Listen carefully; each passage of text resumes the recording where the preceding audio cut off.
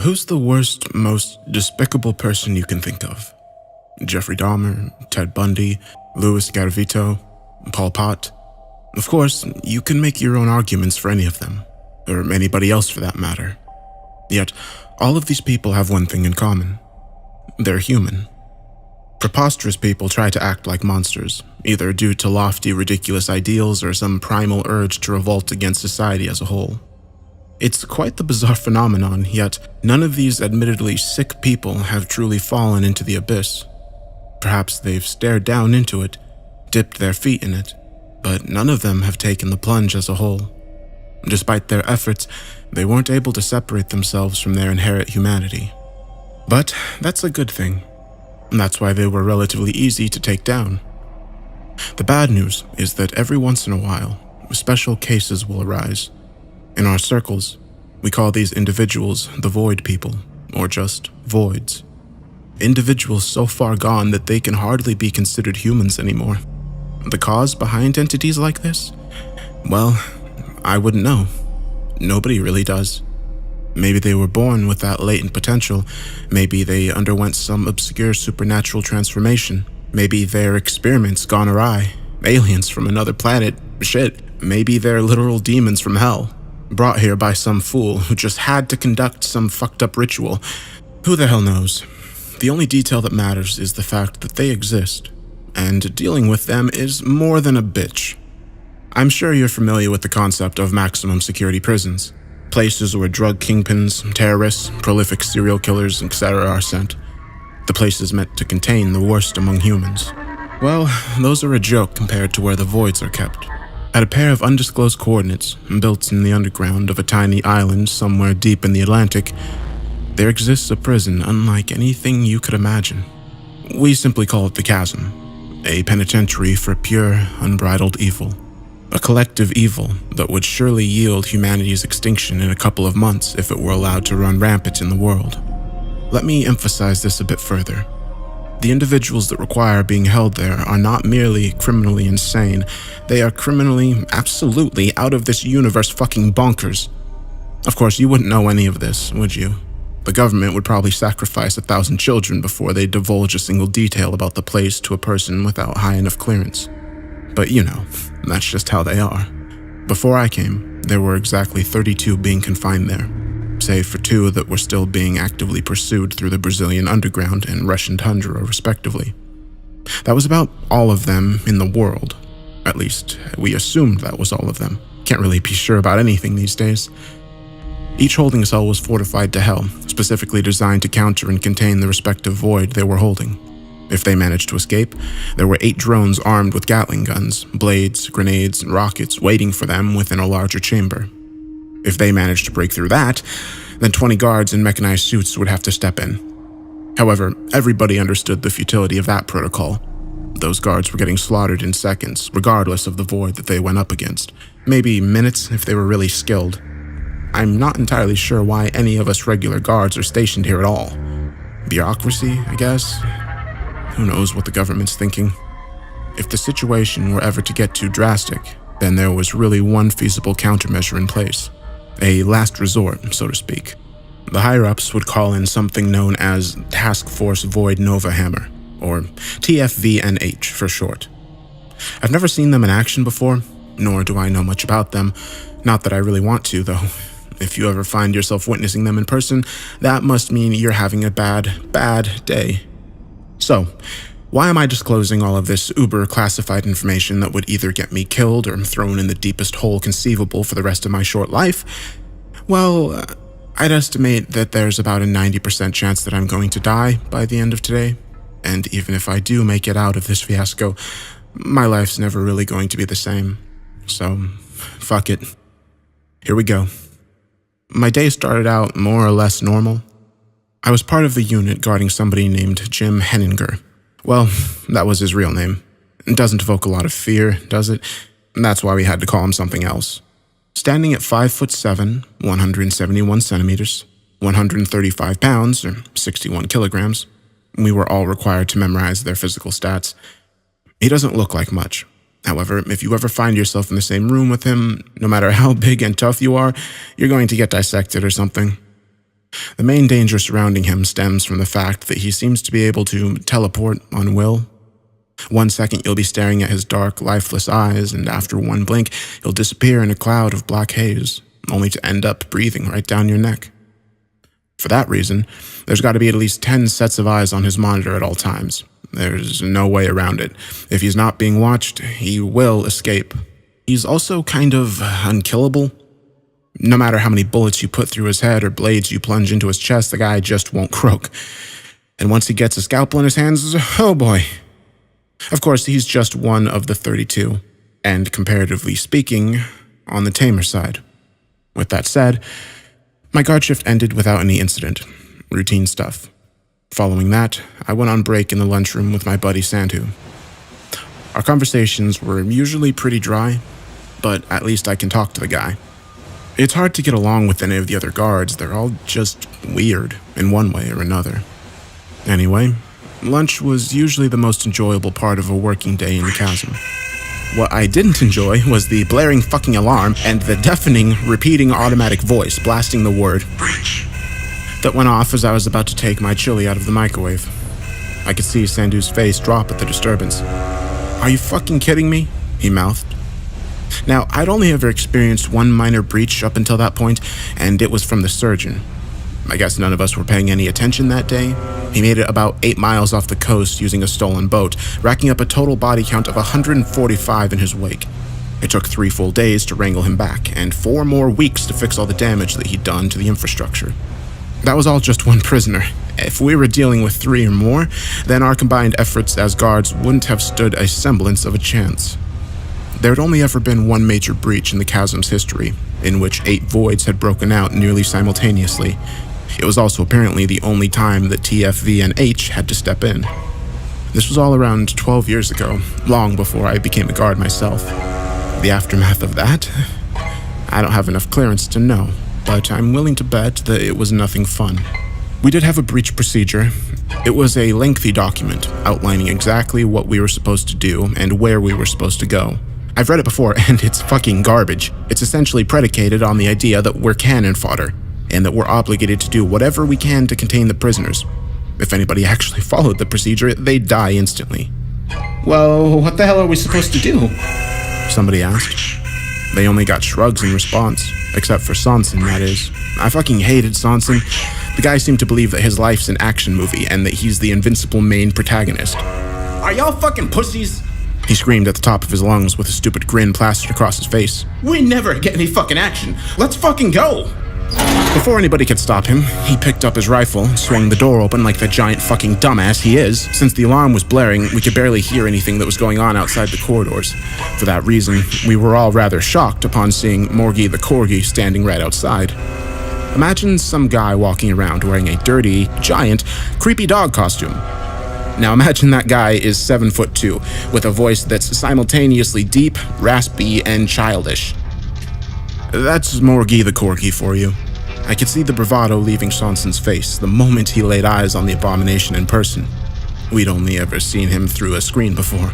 I always hated it when people tried imitating dogs, but hearing it coming from Morgie was a bit different and a lot worse. Before Sonson could even put his finger on the trigger, his head was mashed into pulp. Morgie began pouncing on other guards, effortlessly crushing limbs with his oversized paws. He'd switched between running around on his feet and crawling on all fours. The last thing I saw before running out of the break room was Morgie forcing the remaining horrified agents to play fetch with him using a stray arm. But of course, it's not like I managed to escape anywhere better. The entire place was in a fucking tizzy. The squad leaders were frenetic, attempting to scrap together some kind of suppression force. I couldn't understand why they were so delusional. Are we guards supposed to be badass? Fuck yeah! Due to our field prowess, we were specifically selected from the existing pool of CIA agents and military personnel to be dropped into this godforsaken place. Put us against a trafficking militia, terrorists, etc., we'll smoke them. But what we can't deal with are things that aren't supposed to exist in the first place. We watch creature features and slasher fics with the inherent understanding that we are watching fiction, a type of visual catharsis for our inherent fascination with the dark and grim. It's not supposed to be real, and we have no idea how to act once we find it standing right in front of our faces, not even us so-called elite agents. Like I said, I'm not sure why they even bothered keeping guards in the chasm to begin with. These were the thoughts that ran through my head as I bolted through the hellish corridors. At one point, I stumbled upon a crowd of guards leering over some rails. Shockingly, they didn't seem concerned in the slightest.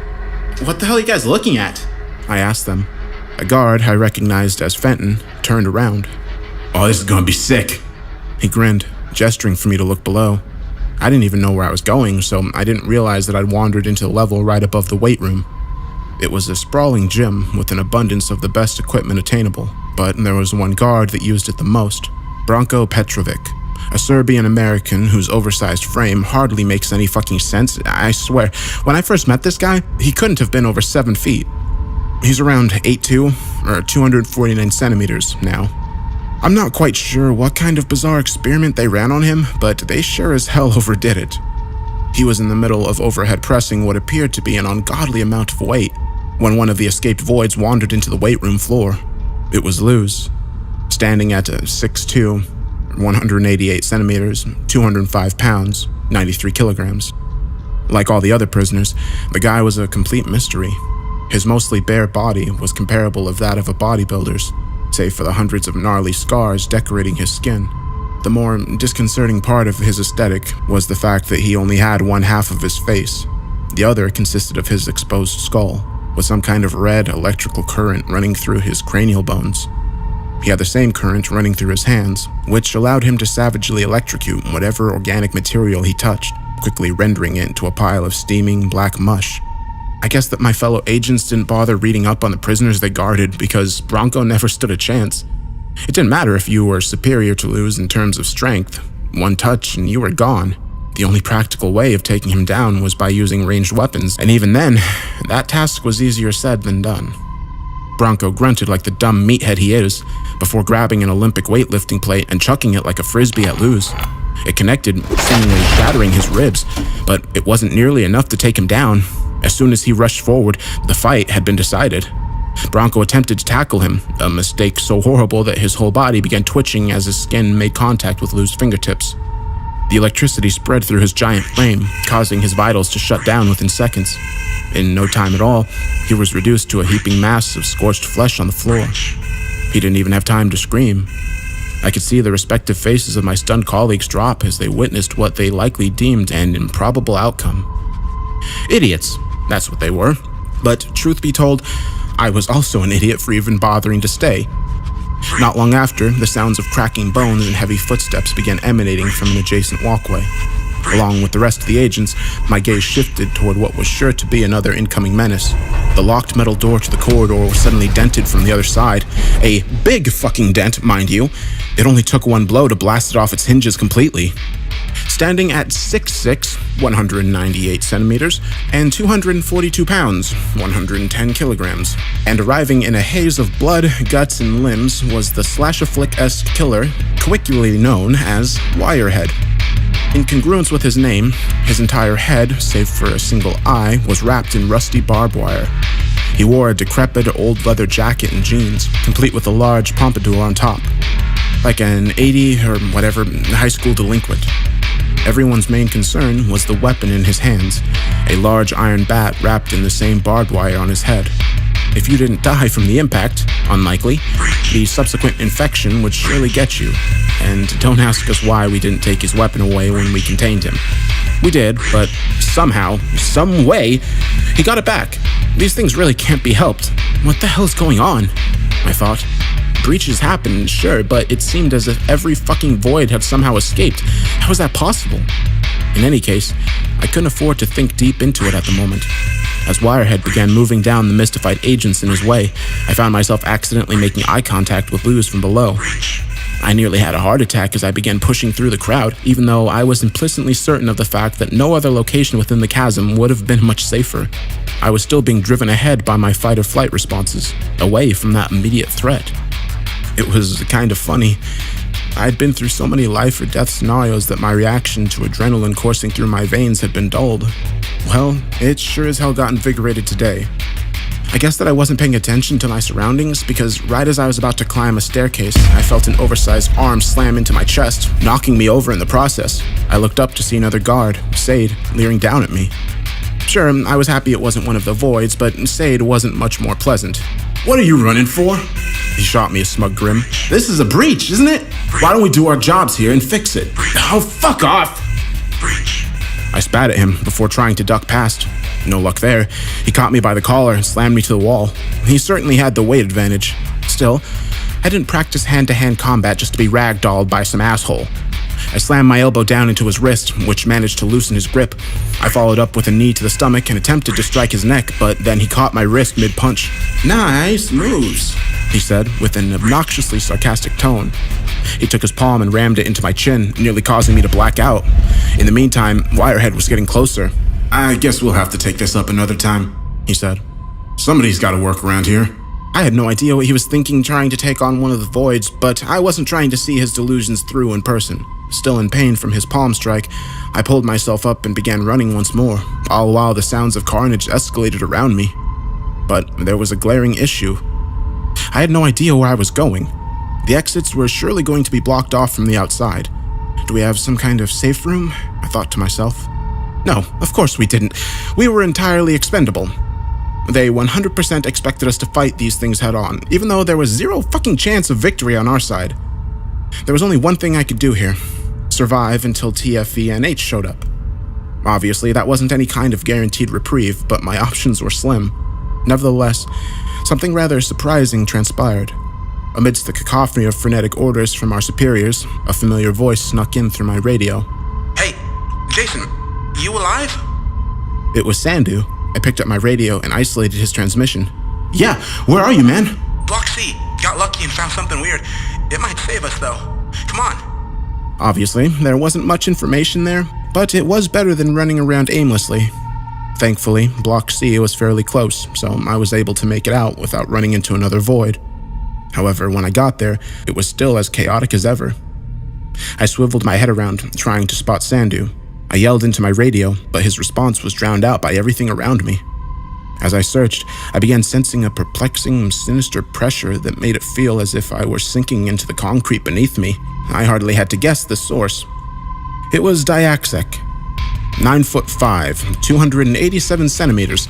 I don't know how much he weighs. Diaxec was comparable in appearance to something you'd see in the corner of your room during sleep paralysis. A hulking, faceless figure wearing a sweeping black robe that jerked around in unsettling movements as he, or she, who knows, walked. I wasn't sure how exactly he killed people, mind you. As soon as anyone got within a certain distance to him, they'd freeze in place and begin bleeding from their eyes, and then they'd just stay that way forever. Obviously, that wasn't something I was looking forward to. As I looked ahead, I could see some unfortunate guards already getting caught in his death zone. In an attempt to avoid a similar fate, I turned the opposite direction and began running. Then, I nearly shit myself. Standing about 10 feet away was the undead Nazi. 5'8", 173 centimeters, 143 pounds, 65 kilograms. His name essentially told it all. A man wearing a dirty, tattered SS uniform with a cracked gas mask covering his face. In one hand, he gripped his signature Kampfmesser 42 blade that was inexplicably unbreakable, no matter what the hell he tried doing to it. He held a flamethrower hose connected to a massive tank on his back, which sprayed out some kind of scorching black flame that would supposedly yield pain beyond comprehension if you were ever to come in contact with it. You could say that I was stuck between a rock and a hard place. The only other way out was taking the plunge over the rail in front of me, onto the mass of screaming bodies 50 feet below. Before I considered simply saying my prayers, I felt a hand tug at my sleeve from the side, giving me another heart attack. But this time, it was good news. For once. I looked over to see Sandu, poking his head out from what appeared to be some kind of hidden door in the wall. Let's fucking go! He whisper-shouted before pulling me in. He closed the door behind him, plunging us into complete darkness. What the hell is this place? I asked, hardly expecting a detailed response. Sandu illuminated his face using his phone's flashlight. I couldn't tell you, but it's fucking crazy. I could hear the Nazi beginning to spray his flamethrower from out in the corridor. I suddenly wondered whether or not Diaxic's power would apply to the other voids. In any case, it was better not to be in such close vicinity to them, so I followed Sandu. He led me down some kind of hidden hallway.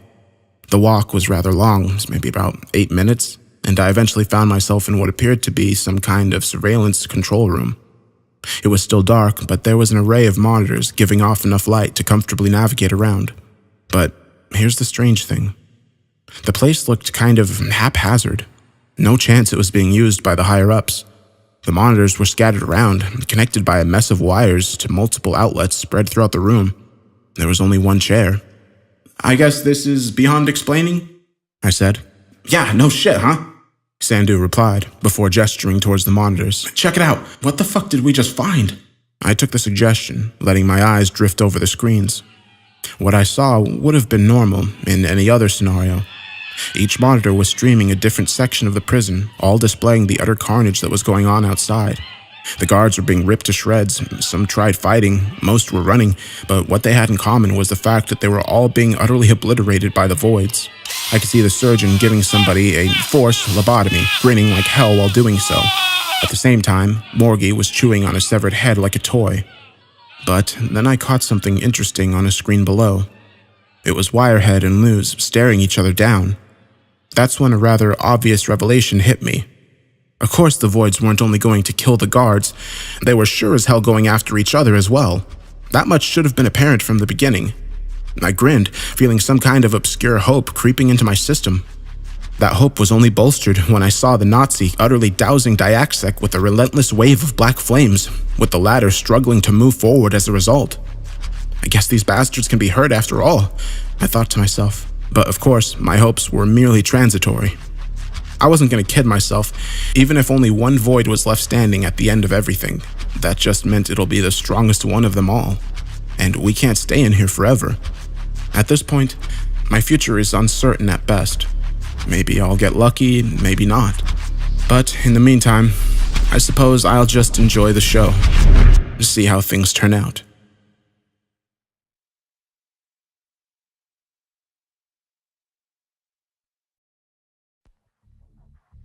This place gives you the creeps, doesn't it? I couldn't disagree with Sandu's assessment of the bizarre room we found ourselves in. The monitors only illuminated the area up until a certain point. However, we couldn't see any walls, which meant that the place had to be bigger than what could be seen, either by a little or a lot. We couldn't know unless we decided to venture further into the darkness. Neither of us took that initiative, though, keeping it a mystery. Still, it didn't feel like anybody was in there with us, so we allowed ourselves to relax a bit.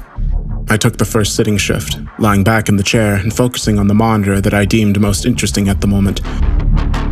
Wirehead vs. Luz. Who was I rooting for? None of them. Nevertheless, I was morbidly eager to see these two horrific titans square off.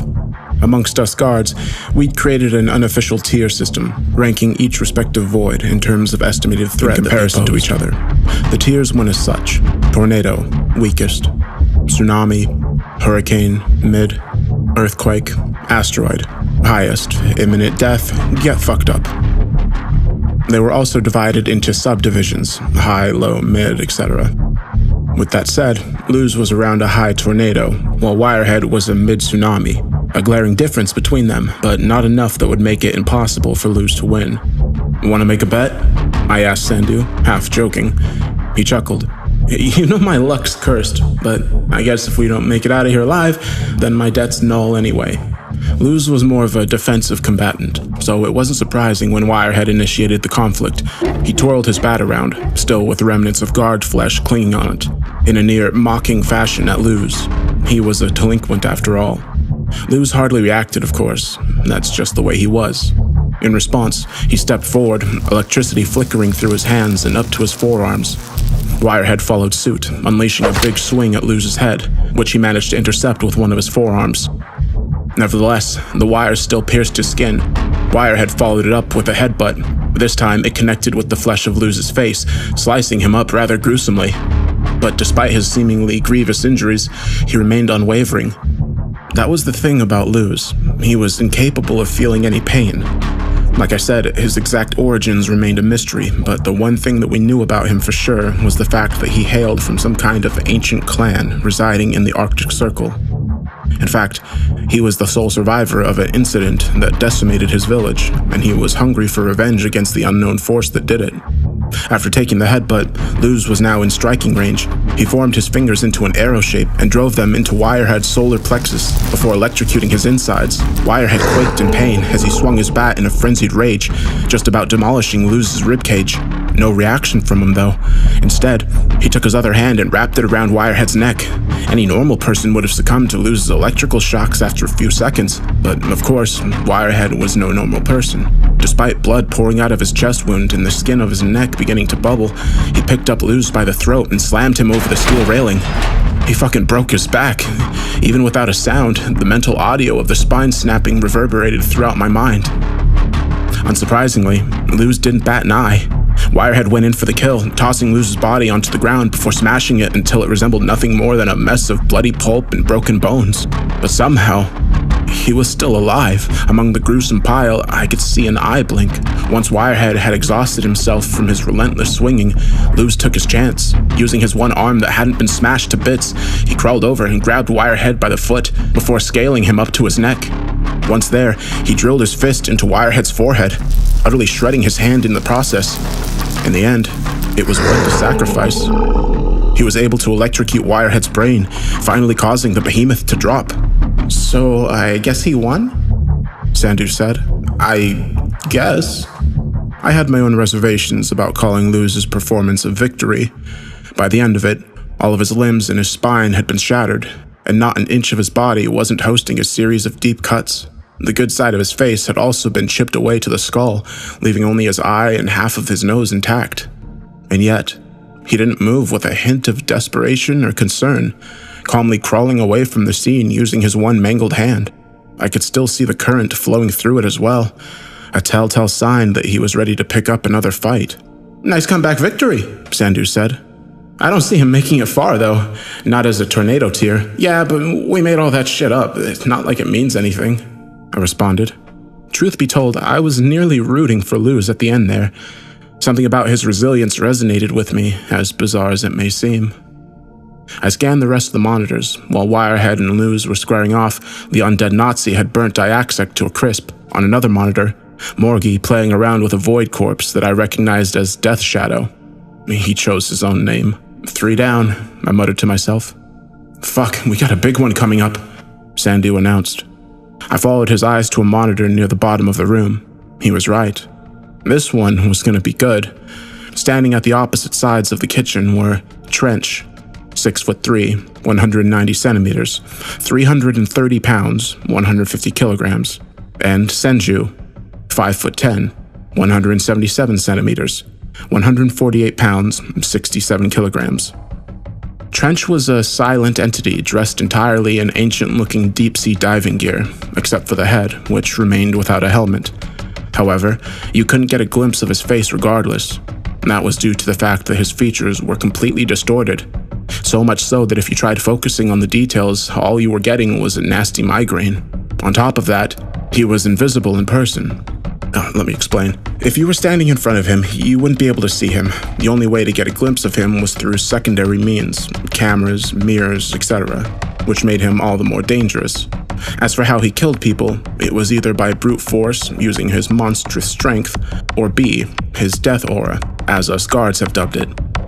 Similar to Diaxis' zone, once you were in his close vicinity, you'd feel an astronomical amount of pressure and get crushed on the spot, comparable to what you'd feel standing at the bottom of the ocean, but that's only if Trench wills it. Sometimes he'll turn off his oars and simply punch somebody's head off. For that reason, he was in the mid-hurricane tier. As for Senju, he was basically a psychotic, demon-possessed martial artist with supernatural levels of speed, strength, and agility. He apparently trained in the Wraith style, or the technique beyond human comprehension, whatever the hell those were supposed to mean. When he gets serious, his eyes will roll into the back of his head, and black veins will begin bulging out from underneath his skin. At that point, he'll be moving so fast that his motions become impossible to keep up with visually, and a single punch from him will be enough to completely vaporize a human head. But in all honesty, he's one of the least malicious voids out of the bunch. If you're weak, like us gods, he won't even spare you a glance, granted that you stay out of his way. The only thing that he's really looking for are strong opponents to fight. But when he can't find one, he starts to get antsy, and then problems emerge. We've pegged him at a low hurricane. Can Senju even see Trench? Sandu asked. I guess so, I responded. The question was worth asking, but I wouldn't have been surprised if Trench's aura and invisibility simply didn't work on him at all. That seemed to be the case since Senju decided to strike first. He rushed forward at an unfathomable speed, directing what must have been hundreds of strikes in succession at Trench. However, none of them fazed the obscure diver. I could see Senju's lips curling into a psychotic grin at the fact. He certainly found what he was looking for. The floor beneath him cracked as his eyes turned white and his grotesque veins began bulging. If we couldn't see his strikes before, it was beyond impossible now. He rushed forward, unleashing a maelstrom of lightning-like punches, elbows, and kicks against Trench. This went on for about 5 seconds before he was stopped in his tracks. Trench had grabbed him by the throat, still not looking any worse for wear in the process. I could see Senju mouth something to the effect of, "What the fuck?" before he was tossed into a metal fridge. It certainly appeared as if Trench was too much of a tank for him to handle. Nevertheless, Senju got back up and cracked his shoulders into place while blood leaked from his mouth, and then he seemed to let out a shriek. Crazy fucker. And I thought to myself, what the hell did it take for somebody to become like this? At that point, he'd seemingly given up on the technique entirely. Instead, he grabbed a handful of kitchen knives and began chucking them at Trench. While none of them pierced the suit, one of them managed to stick in his distorted head, which eventually dealt some damage. Trench flinched before taking the knife out and throwing it back at Senju, who in turn caught it effortlessly. At this point, he was howling in what I assumed was some kind of fucked up sadomasochistic jubilation. He found the weak point. Senju rushed back at Trench, knife in hand, before slashing away at his face. Spurts of vicious, dark blue blood stained the kitchen floor, along with Senju's face. Soon enough, the knife snapped, and Trench threw a desperation punch at Senju's temple. He managed to block it with his forearm, although I could see his bones cracking from the impact. He leapt back, as his arm hung limp to his side, dodging a follow-up haymaker. Throughout everything, a grin remained plastered on his face. His veins were bulging out so hard that I found it hard to believe they weren't going to completely burst altogether. With one arm, Senju lifted a metal table and swung it to the side of Trench's head, nearly taking it off in the process. He wasted no time, grabbing a large frying pan and pouncing at his incapacitated opponent, knocking them both over in the process. He then took a position atop Trench's body, furiously slamming the pan onto his face. "Martial arts, huh?" I could hear Sandu mutter. After what must have been 250 blows, the pan broke. On the ground, Trench's head had been obliterated no less than 50 strikes prior. Senju tossed the scrap metal aside and looked up at the ceiling, presumably screaming his lungs sore in sheer combative delight. "Well, apparently our tier system means fuck all," I chuckled. Despite the morbid scene unfolding in front of us, Sandu shared a laugh with me. We were at the point where the absolutely absurdity and danger of the situation was beginning to fade from our senses. Hell, I suppose we were enjoying ourselves, as fucked up as that may sound. We kept watching as Senju got up and stumbled around, evidently disoriented from both his injuries and successive fits of fighting spirit-induced rage euphoria. He took about 4 steps before his head exploded, throwing the two of us watching for quite the loop. Another figure stepped into frame, whom we recognized as Satan-Bot, 6'1", 211 centimeters, 535 pounds, 243 kilograms. I felt a shiver crawl down my spine upon seeing him, somewhat snapping me back into reality. Despite his comical name, Satan-Bot had to be one of the most frightening voids out there. I just couldn't understand what the fuck he was supposed to be. His body appeared to be robotic, but moved in ways that were too fluid for even the most sophisticated android. Like legitimate metal flesh. It was honestly maddening to look at. On top of that, he literally resembled the fucking devil himself. Reddish-black, scaly skin, metallic shell, a mouth full of exposed razor-like teeth, rectangular, slanted crimson eyes, a pair of large mechanical wings, and a long tail ending in something that resembled a 3-pronged spear to boot. For whatever reason, he also had a rocket launcher atop his right shoulder and a Gatling gun connected to his left hand. No, these were not mechanical modifications. They were literally connected to his body. He was unanimously considered to be one of the most dangerous voids residing in the chasm, rated at a high earthquake. Even if Senju was at his full strength, he wouldn't have stood a chance. "Oh shit," Sandu commented. "I was hoping he didn't escape." "Well, let's not worry about him for now," I said, turning my attention to another monitor. What my eyes landed on next was an utter massacre. Sitting atop a pile of guard bodies that must have eclipsed 6 feet was Hugo Wright, aka the Brutal Bishop. 6'2", 189 centimeters, 200 pounds, 91 kilograms. Like his name indicated, he was dressed in a traditional vicar-priest outfit. The only difference was the fact that the cross he wore on his neck was fashioned out of blades. The man himself had long, sweeping black hair and about 14 bags under both of his dead blue eyes. It was unclear to us what his real motivations were. It's not likely he really followed the rules of any religion on Earth.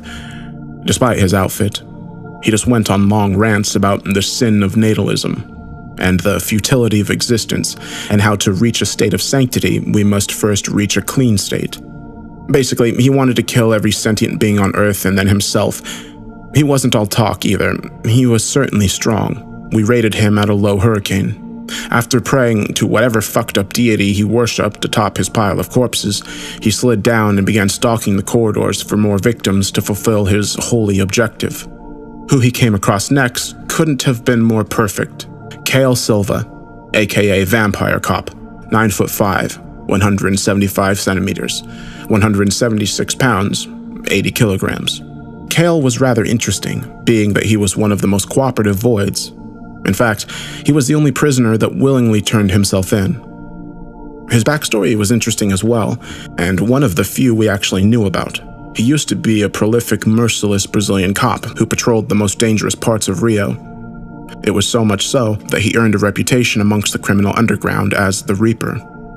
But he was still only human. During one fateful mission, his entire unit was massacred during an ambush attack by about a dozen distinct gangs who were all unified under the same goal of taking him down. He was the only survivor, but was captured in the process. After being brutally tortured in a warehouse for about 5 hours, the light suddenly went out. During this period of darkness, the only sounds entering his ears were those of carnage. Every single gang member was being obliterated by some unknown force. At the end of the bloodbath, he could hear footsteps slowly approaching him, before a deep, raspy voice whispered something into his ear. There is potential in you. Allow me to bestow you with an opportunity. He felt a sharp pain in his neck before the hidden entity spoke to him again. Fulfill your duty. And then he passed out. When he woke up, he found himself in his bed, with all of his wounds from his torture session just about healed. All wounds except for one, a bite mark on his neck. His appearance had also changed drastically. Pale skin, dark eyes, and fangs. He'd heard about the stories, but could hardly comprehend that he'd become one himself. While he couldn't handle being exposed to the sun anymore, he found himself with supernatural speed and strength, which he used to brutalize criminals at night as a vigilante. However, it didn't take long for him to go too far. One night, he went into a frenzy, breaking into the house of a suspected rapist and killing everybody inside. Everybody, including the rapist's innocent mother and daughter. His resolve in regards to justice had never wavered, remaining strong no matter what he went through. For that reason, he could hardly live with the guilt on his conscience, and walked to the police station he used to work at, turning himself in to his former colleagues that all thought he was dead. Of course, the news spread quickly. That's when the CIA stepped in and transferred him over to the chasm. He put up no resistance. In fact, he deemed the chasm a place where he 100% belonged. Safe to say, he was a rather bizarre case. We still put him at a low hurricane, same as Hugo. On the monitor, I could see Kale's lips moving. Wanting to hear what he had to say, I began looking around to see if I could get some audio. It didn't take too long for me to find the volume control panel, which was located right under the middle desk. Thankfully, whoever set up this weird place took up the liberty of labeling each switch with its respective monitor. I turned the volume up right in the middle of Kale's spiel. Dangerous scum. I'm gonna have to dispose of you all before it's too late. Hugo's face remained expressionless. Scum. An apt description of the ones residing in this place. But I understand that you are also a man wrought with unforgivable sin. I'll treat you no differently. He responded. Kale chuckled. I wouldn't expect you not to. He took a provocative fighting stance. Come on, Englishman. Let's settle this. Hugo put a hand on his blade cross before muttering another prayer to himself. He looked up at Kale, his eyes now a deep crimson. The atrocities I commit are only in the pursuit of ultimate holiness. I hope you can understand. Kale grinned. Yeah, I get it. Crazy people are crazy. As he finished the sentence, he rushed forward in a quick blur, sinking his fangs into Hugo's neck. In turn, Hugo grabbed Kale's head and twisted, snapping his neck in what had to be the most gruesome manner feasible, before plunging his fist into his chest. For the first time, Hugo grimaced. What's wrong with your heart? He asked, before retracting his hand, revealing several burn marks. Kale twisted his head back into place before shooting Hugo a bloody grin. I couldn't tell you, buddy. They traded blows for a few more minutes, pummeling each other into oblivion. While Kale was certainly more skilled and had more tools at his disposal, Hugo possessed more raw power. Eventually, it came to a standstill. Kale had suffered upwards of 20 fatal injuries, forcing his regeneration abilities to brink. Hugo was bleeding all over and had about 6 bone fractures, an eye gouged out and an ear ripped off. You're pretty fucking annoying, aren't you? Kale rasped out. Hugo bent over, coughing up a mouthful of blood. Likewise. In the meantime, the confrontation had drawn an audience. Coming in from an intersecting corridor was Infernal Gladiator. 6'7", 200 centimeters, 285 pounds, 129 kilograms. He was a high hurricane. Imagine an extremely buff zombie that was perpetually burning, clad in ancient gladiator armor. That was him. In one of his hands, he gripped a gigantic flaming sword, and in the other, he had 2 leashes, both holding respective voids at the neck, crawling at his feet like dogs straight from hell. One was the Freak, 6'10", 208 centimeters, 253 pounds, 115 kilograms. A slouching humanoid monster with strange flickering eyes and a grin that wrapped around its entire head. The other was the humanish centipede, 6'4", 193 centimeters, standing height, 372 pounds, 169 kilograms. A centipede-like creature that had a vaguely human face covered in 6 eyes, with an iron muzzle obscuring the mouth area. It crawled on 10 colossal veiny arms. They were both mid-tornado tier. Not incredibly powerful, they were merely simple, aggressive beasts that possessed nothing but primal bloodlust and strength that was comparable to 3 wild bears put together. For that reason, they were easily converted into disposable weapons by the much stronger and more intelligent gladiator. Fucking hell. Kale said upon seeing the trio. That's fucking disgusting. Bloody abominations. Hugo said. Nothing but creatures that stain this earth. They both looked at each other and nodded, an explicit sense of mutual understanding between them. I suppose that a few of the voids teaming up should have been inevitable. Oh boy, this is heating up, I said, turning towards Sandu. He didn't respond at first, instead looking as if he was trying to focus on something that wasn't the screen. What the hell's the matter? I asked him. I think there might be somebody else in here. Don't turn around, just keep watching, pretend like you didn't hear it, he replied, hardly above a whisper. It's not like I had to pretend.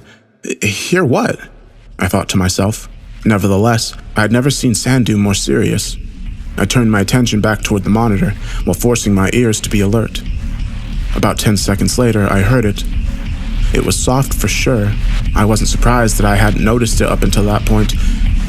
Somewhere in the darkness behind us, somebody was definitely trying to contain a giggle.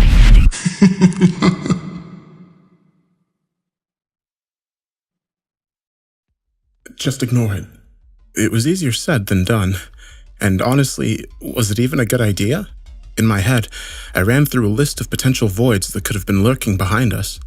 Of course, none of them were really ideal, especially not the rowdy clown, whose laugh sounded hauntingly similar to the one we were hearing behind us.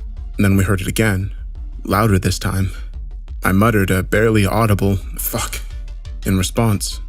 Realistically, if it did turn out to be one of the voids, putting up some kind of resistance would have been pointless anyway. We were as good as done for.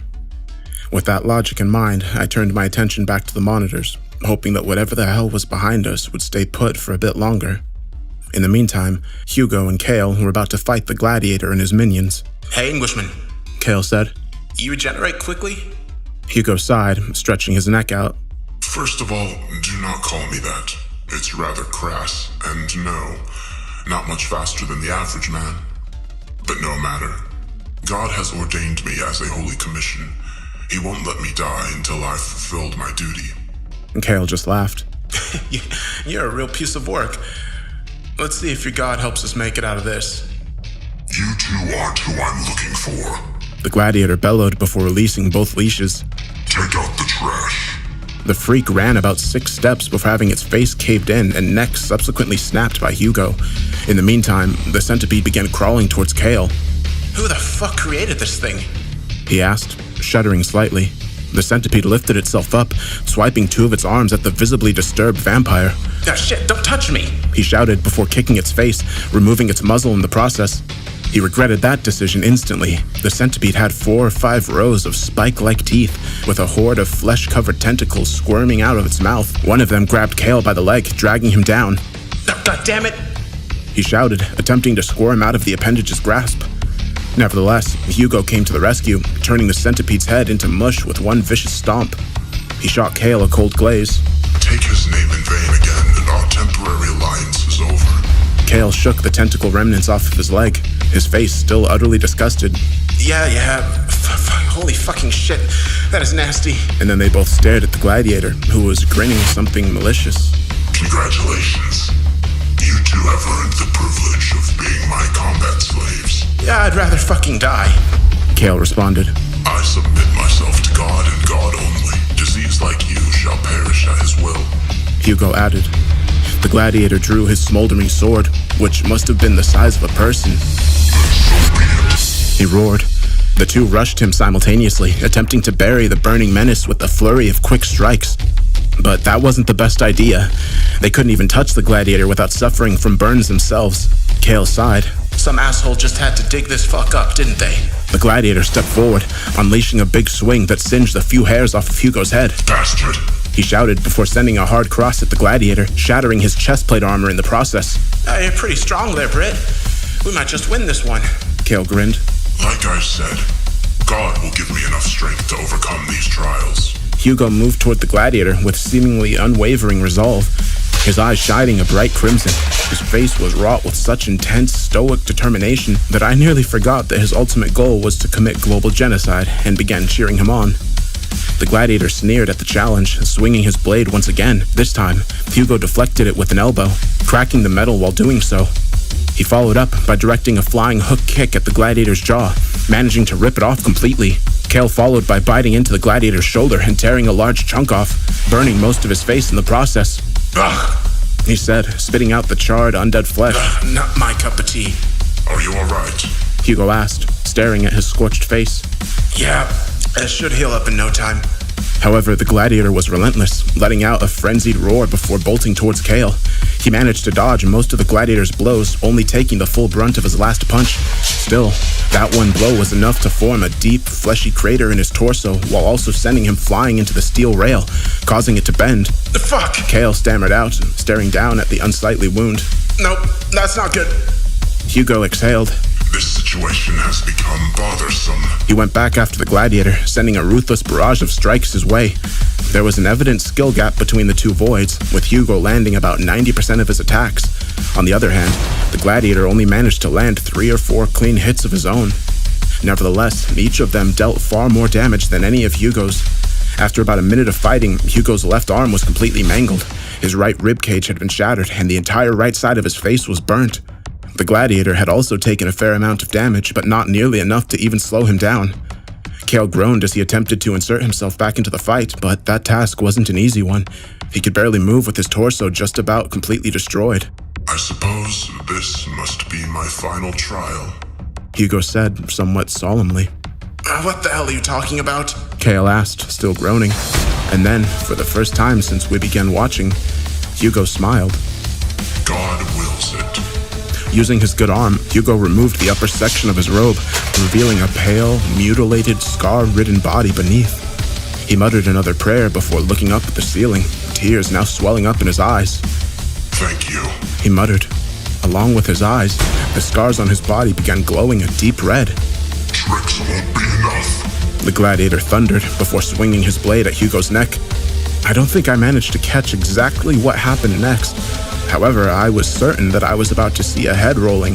The gladiator's blade shattered into what looked like 1,000,000 pieces. At first, I didn't even notice the gaping hole in the gladiator's chest. How did you? The gladiator was interrupted by his neck being brutally cranked to the side. As the flaming behemoth dropped, so did Hugo. By then, Kale had regenerated to the point of being able to walk. He stumbled over to the near comatose bishop. What the fuck was that? He asked, half grinning. I detached myself from my earthly limitations. An egregious sin, but I needed to fulfill my holy mission. Well, shit. That's pretty cool, I guess. Not your psycho mission, but the whole detachment thing. He held out his hand in an attempt to help Hugo get up. However, Hugo shook his head in response. This is as far as I go. Not something I can recover from. I only have judgment to face now. Oh, shut the fuck up. Kale said, picking up Hugo's limp body and lumbering it over his shoulder. We'll find you some painkillers and you'll be back on your feet in no time. Why would you help me? Hugo asked. You understand what I'm after, don't you? My ideals. Well, I don't think I could have handled the gladiator on my own, so I guess I owe you crazy fuck.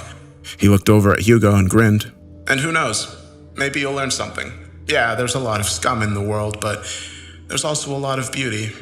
We don't have to destroy it all. That's... Hugo passed out before he could finish the thought. Still carrying him over his shoulder, Kale took off running down another corridor.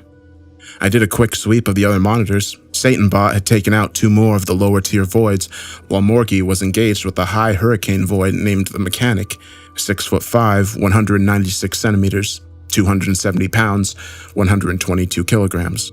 Like the name suggested, he was a very large, burly man in a mechanic's outfit that enjoyed obliterating skulls with blunt tools. It's a real ruthless guy.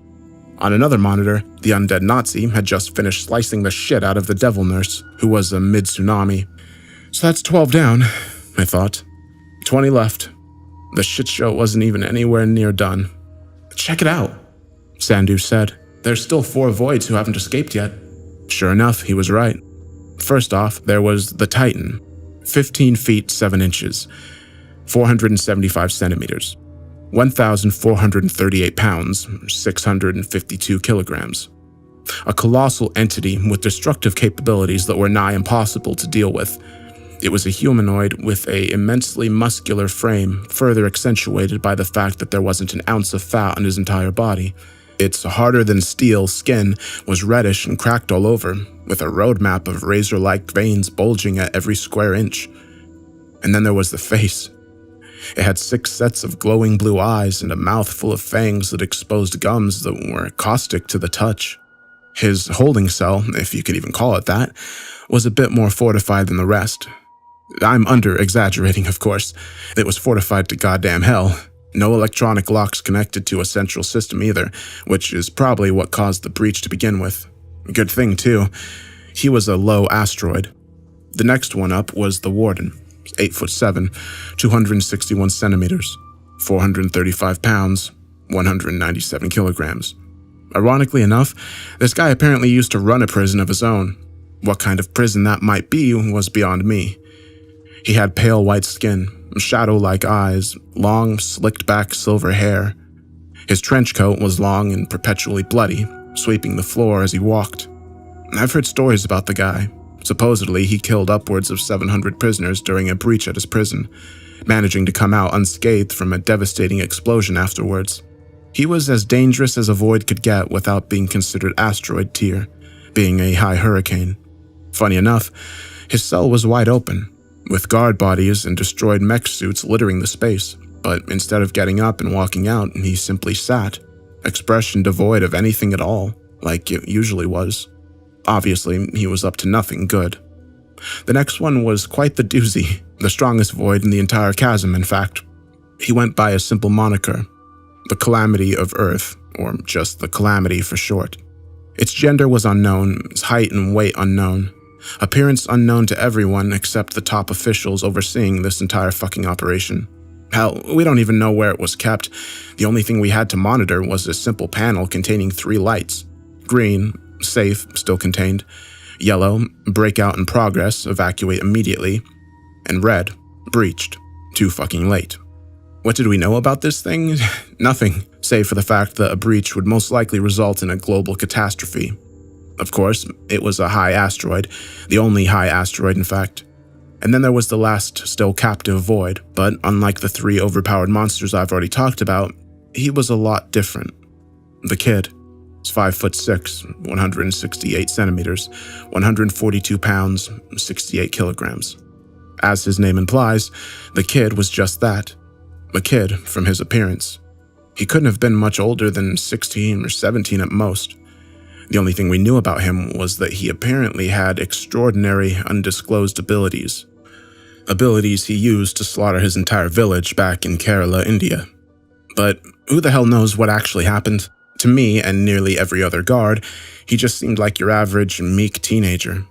In fact, we rarely ever exerted caution around him.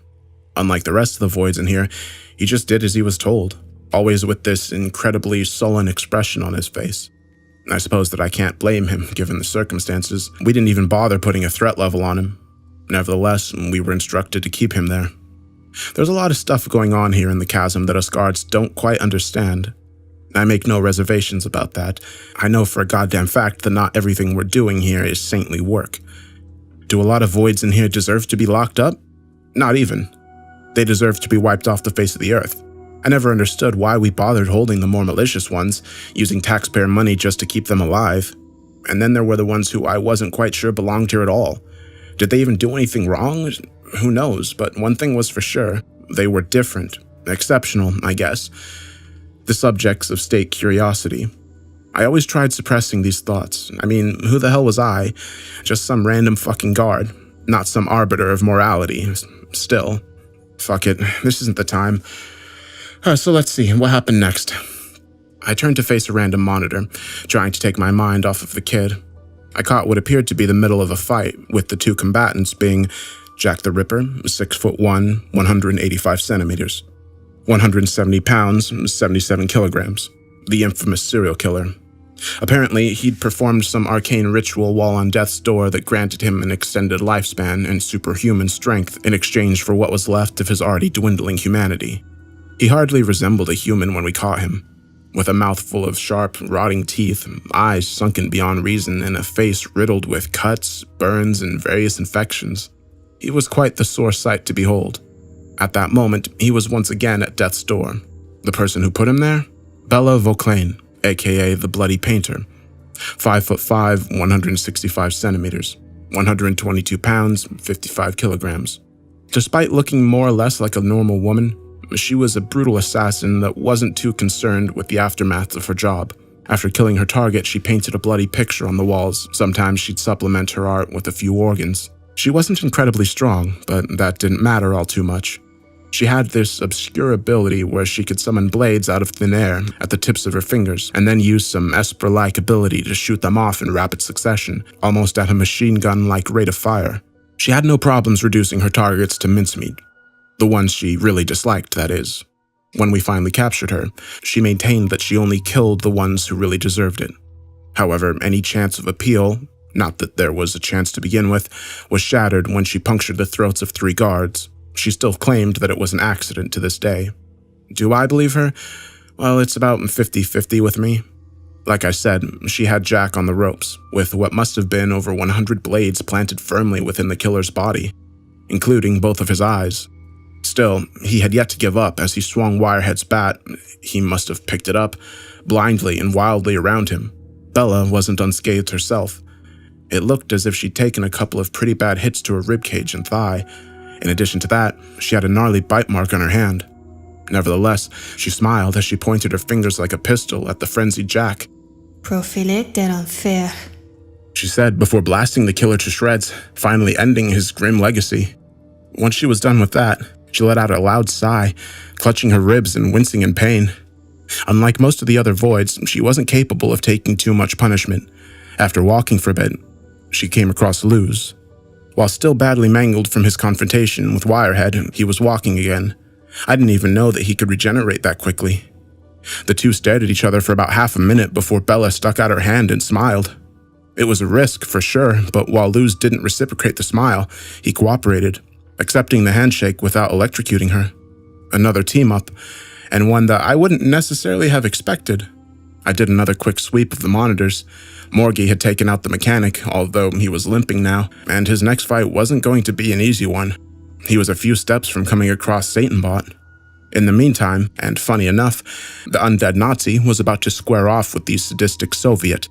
6'2", 187 centimeters, 215 pounds, 98 kilograms. Low earthquake tier. Instead of being zombified like the Nazi, he was more mechanical. More specifically, he was about 60% robotic, with his human bits slowly beginning to rot away. The surgeon was engaged in a bloody duel with Spider-Man. 6'9", 206 centimeters, 215 pounds, 102 kilograms. Unlike Peter Parker, this guy was basically just a large tarantula with human skin and a half-human head. Kale and Hugo were in the medical center, with the former tending to the latter's wounds. I thought about everything for a second, trying to run the numbers through my head. There were 4 more voids that had definitely escaped that I hadn't seen yet on any of the monitors, but I was only really concerned about 2 of them. You see, within the chasm, there were 4 asteroid-tier voids in total. 2 of them were still contained. The problem was rather obvious. Beyond that, there were now 14 voids dead, 4 who still haven't joined the fight, 14 currently active. All 4 asteroids still in play, 3 high earthquakes as well. TFVNH likely on their way. Holy fuck, I thought to myself. The real fight hasn't even started yet. A bout of sudden, ruckus laughter nearly gave me a heart attack. I looked at Sandu, but his face was dead serious. That meant... shit. With everything that was going on, I completely forgot about the elephant in the room, but sure enough, they were finally ready to reveal themselves. As footsteps began emanating from the darkness behind us, I braced myself for whatever horrific entity we were surely about to encounter. But instead of that, it was an unfamiliar guy that looked to be in his mid-20s with messy, dirty blonde hair dressed in a Hawaiian shirt and khaki shorts. He was probably about 5'10", 130 pounds, soaking wet. "What the hell?" Sandu said upon seeing him. The man continued laughing as he strolled towards us. "Oh, man," he blurted out in between chuckles. "There's shit in both your pants right now, isn't there? Don't lie to me. Well, the joke's gone on long enough." "Who the fuck are you?" Sandu asked, sounding somewhat agitated. The man put his arms up in an ostensibly defensive manner. "Relax, I'm just an observer here." But his bloodshot eyes seemed to bulge out as they wandered over to the monitors. "It looks like the preliminaries are over. Time for the good stuff."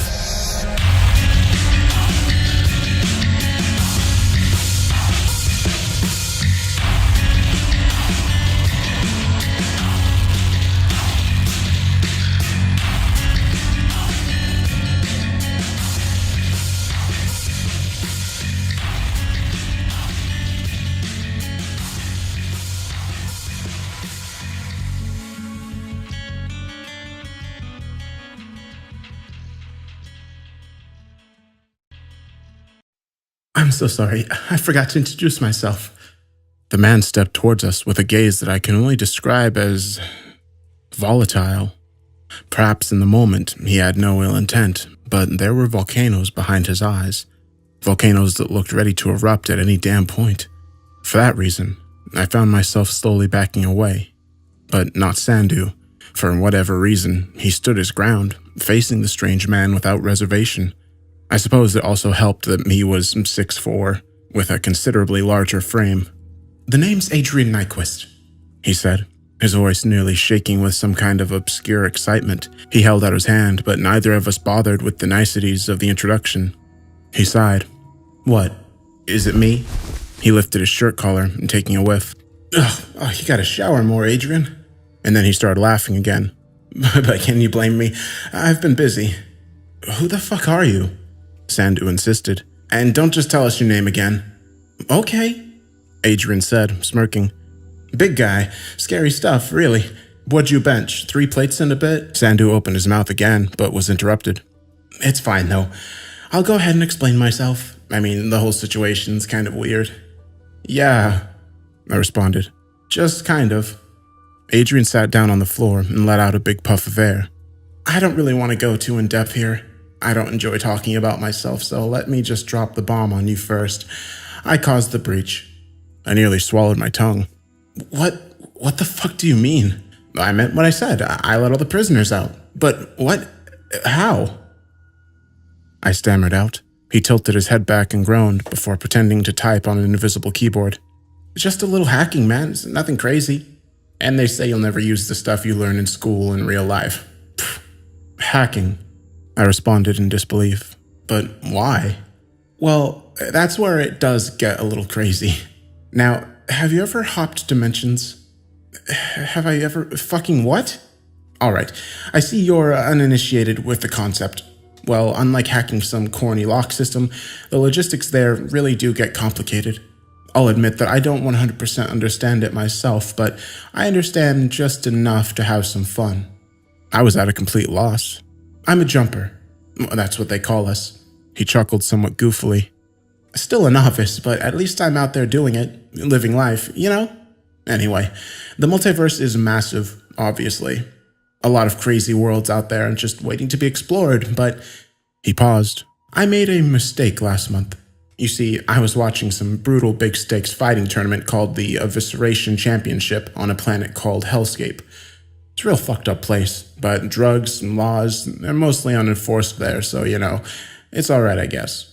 Anyway, I'm up in the stands, 12th row, just blitzed out of my fucking mind on Astro Coke. It's like regular Coke, if regular Coke was actually good. He blew his nose into a disgusting handkerchief. But sometimes you make bad decisions when you're juiced. I guess school taught us something else, huh? It's a long story short. I made a deal with some fucking sketchy intergalactic gang leader named Bones the Fourth that I'd provide him a fighter that would guarantee him a win for the next tournament. But obviously I was just talking shit. Not sure why the guy believed me, an Astro Cokehead of all people. He burst out laughing again. I'll never understand the rich. Okay, I responded, barely comprehending what I had just been told. Assuming that what you just said is all true, that you're not completely fucking bonkers, why don't you just tell the guy you don't have a fighter? Well, Adrian made a whoopsie gesture with his hands. The guy paid up front, a metric fuck ton of intergalactic currency and about 22 kilograms, 50 pounds of Astro Coke.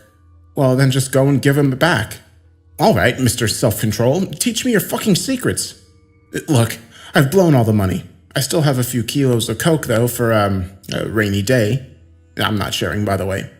So, what the hell? This whole thing's some fucked up tournament to you? You're just gonna drag the last void standing to fight in these evisceration matches? Well, it's less of a tournament and more of a haphazard free-for-all. I'm no logistics expert, after all. I didn't know what the hell I was supposed to say to the guy. If you're behind the breach, then you're responsible for the deaths of hundreds of guards, hundreds of good men. Sandu coughed. Most of them good men. Adrian rolled his eyes. Yeah, okay, real loss, huh? I'm just trying to live my life here, man. You're insane. Look, did that comment get us anywhere? You feel better now after stating the obvious? No reply from Sandu. Adrian sighed. Look, can we just enjoy the show now? What's done is... He was interrupted by Sandu trying to tackle him to the ground. The man did know jujitsu, but no luck. He couldn't even get Adrian to budge. I saw the veins in his forehead bulging as he apparently exerted all of his strength trying to subdue the strange, lanky man. Shit, he said through gritted teeth. This guy's strong. Adrian simply pulled out a pack of cigarettes, looking completely unbothered. You know, I've taken a lot of strange drugs from a lot of different dimensions. One of them was bound to be a steroid. Also, he began grinning like a maniac. I'm no stranger to training. Wouldn't survive out there if I was weak like you guys. He picked up Sandu by the collar and gently tossed him back. Given the circumstances, I'll forgive that you just tried to attack me. Now, why don't we just sit tight and watch? I held up a hand. One last question, if you will. Adrian rolled his eyes and groaned like a child. Come on, we're missing the good shit. But fine, hurry up. The last void standing, they're bound to be pretty strong, right? Adrian nodded. Stronger than you? Well, no shit. I'm not trying to grab some chump. Okay, so how the hell are you going to convince them to come with you? These prisoners aren't exactly reasonable. Adrian stared at me with just about the stupidest look on his face for about 10 seconds. Well, you know what they say. He cracked his knuckles. You just gotta live in the now. You're an idiot. Would an idiot get this far? The idiot had a good point. If he really was the mastermind behind the breach, then the guy had some wicked skills. But at the same time, his common sense was close to non-existent. Whatever, I'll figure it out when the time comes, he said. In the meantime, he shot us both a rather menacing glare. Let's enjoy the damn show. I locked eyes briefly with Sandu. I understood why he was angry. I was too. However, the situation was really beyond helping. We could only do as we were told. While we'd been talking, the Nazi had defeated the Soviet. Although he did suffer gruesome injuries from the bout, a portion of his gas mask had been shattered, revealing a rotting jaw underneath. In fact, his entire body had been pummeled to near pulp as he struggled to limp along the rails. Adrian grunted. Great. We missed the World War II rematch. I hope you guys are happy with yourselves. The guy really was like a child, a really capable, psychotic child. In other news, Satanbot blew up Morgie, along with the entire corridor, while the surgeon had made a surprise discovery after disemboweling the spider's abdomen. It was filled with about 200 smaller humanoid spiders that began swarming him. It was hard not to shudder at the sight. Bella and Luz looked like they were still trying to find a way out, while Kale and Hugo had encountered the rowdy clown. 7'8", 234 centimeters, 177 pounds, 80 kilograms. Rowdy really was something else. His appearance didn't just make you fear clowns in the carnival, he made you fear life itself. An impossibly tall, skinny, pale, ghoul-like humanoid dressed in a bloody, dirty 1960s clown costume, with twitching, twig-like fingers and cracked red lips enveloping a mouth filled with sharp, sticky black teeth. Then there was the fact that he had no eyes and two thin, bleeding slits for a nose. I really do wonder what kind of god could have created such an entity. But he wasn't terribly strong, only being a mid-tsunami. Rowdy spat a mouthful of dark, gooey spit at Kale, dissolving the right side of his face. Kale muttered, trying to wipe the ungodly substance away, only to pull apart bits of his flesh and muscle in the process. Just nuke this fucking place. Rowdy began cackling like the hellish fiend he was, swinging a lead balloon attached to barbed wire right to the still-injured Hugo's head. However, Kale managed to intercept it at the last moment, breaking his own hand in the process. Suddenly, a pair of giant bat-like wings sprouted from his back. He flew towards Rowdy before drop-kicking his head clean off. That seems like something you should have used earlier, Hugo remarked nonchalantly. I would, but doing so makes me feel pretty gross. I decided to check back on the surgeon, but he was gone.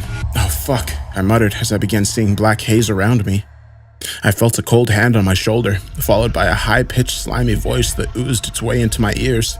You got me out of a real sticky situation there. Hesitantly, I looked up at the surgeon's cold, dark gaze as he grinned like a maniac down at me.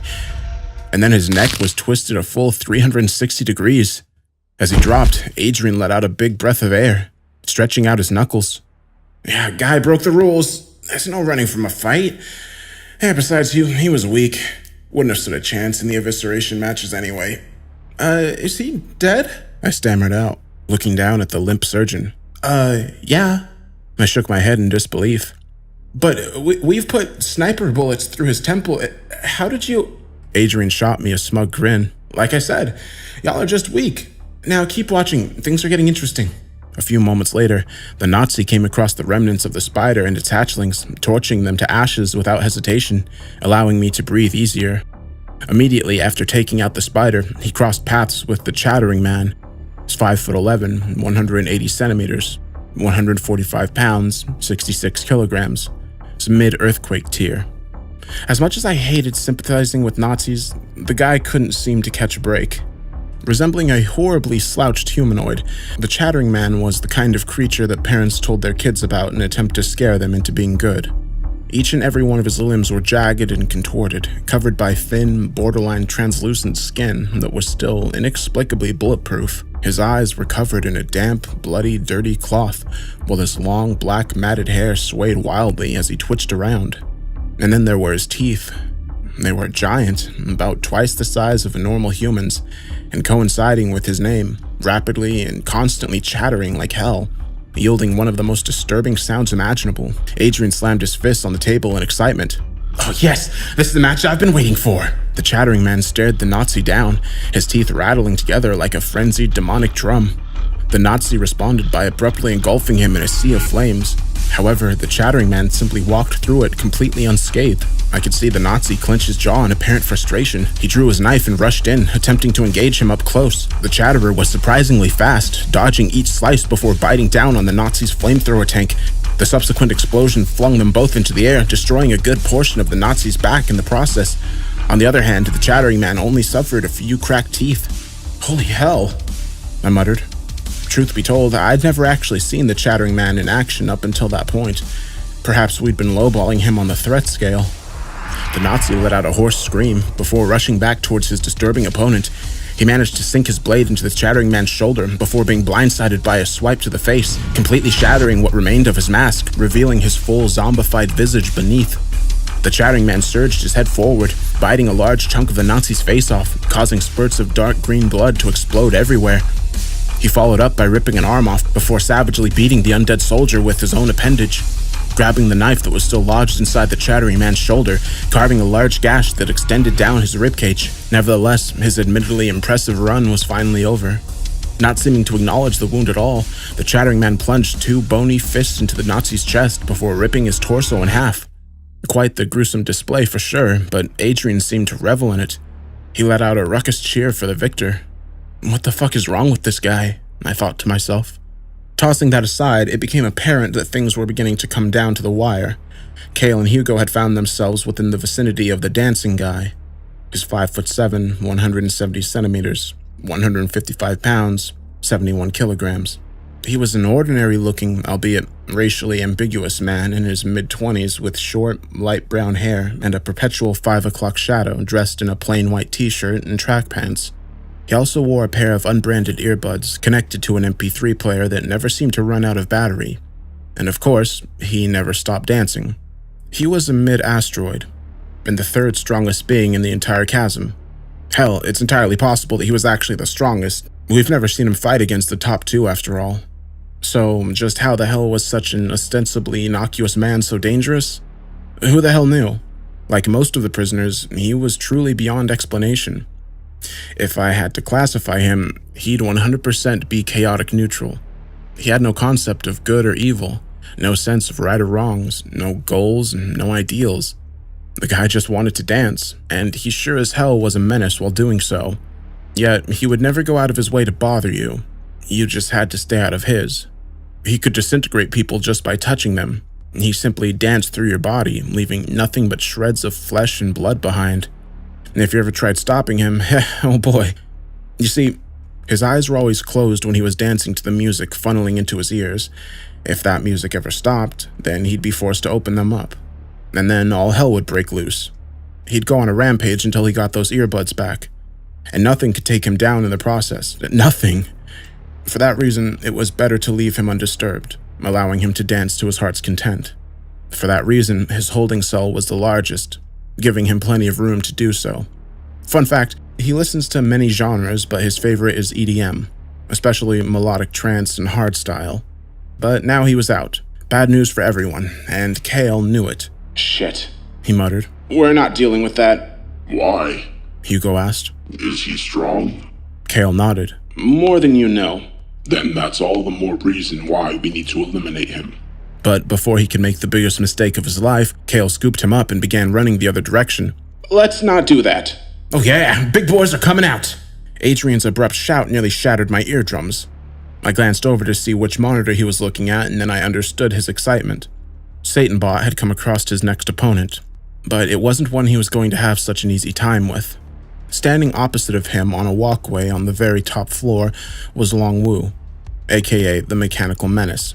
6'9", 205 centimeters, 375 pounds, 170 kilograms. He was a mid-asteroid, right in between the Calamity and the Dancing Guy in terms of estimated strength. He was actually a special case. You see, he was originally held in the Chinese equivalent of the chasm, known as the Well. However, as a political favor, a complicated exchange, mind you, the US allowed the PRC to transfer Wu over.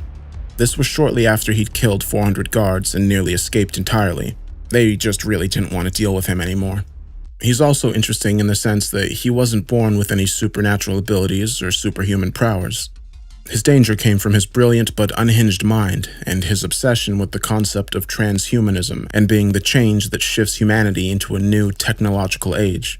His original progress-driven ideals could have been deemed noble at some point, but then he went off the deep end with power and decided to prove just how much better we could be once we'd fully integrated ourselves with technology.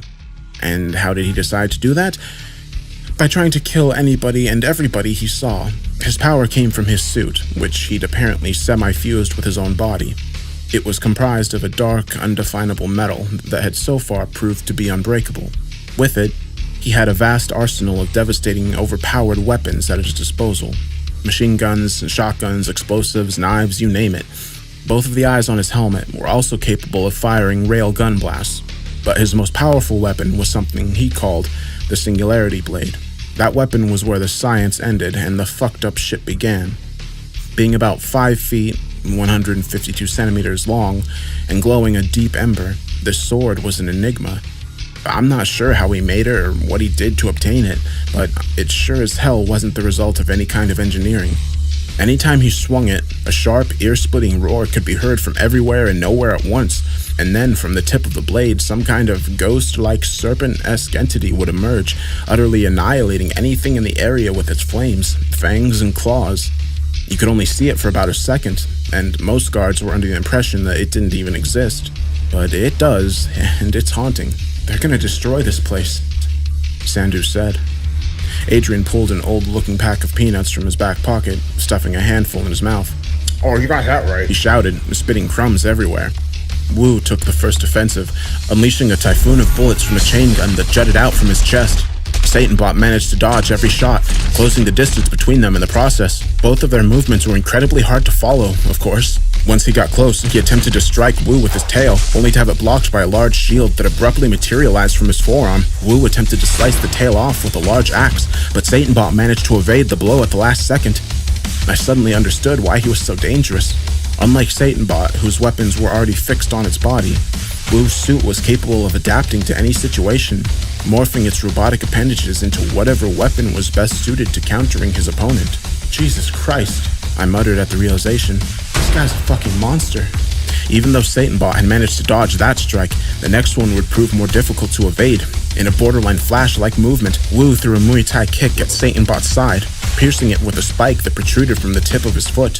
He finished the combo by transforming his fist into a tool comparable in appearance to a meat grinder, drilling into Satanbot's shoulder, tearing its arm off in the process. Adrian groaned. And here I thought the devil robot was going to put up more of a fight. But he spoke too soon. After taking the hit, Satanbot was already on the counter, whipping his tail around to strike the side of Wu's head. Wu recoiled slightly, still managing to destroy one of Satanbot's knees with a railgun blast as he staggered. He was about to finish the job when a large cannon materialized from Satanbot's torso, a hidden last-stand weapon, I suppose. From the barrel, it fired out an immense blast of purple energy that Wu barely had time to dodge as it scorched the side of his helmet. It blew a gigantic fucking hole in the fortified ceiling, causing sunlight to leak in. And keep in mind, we're about 100 feet, 30 meters underground.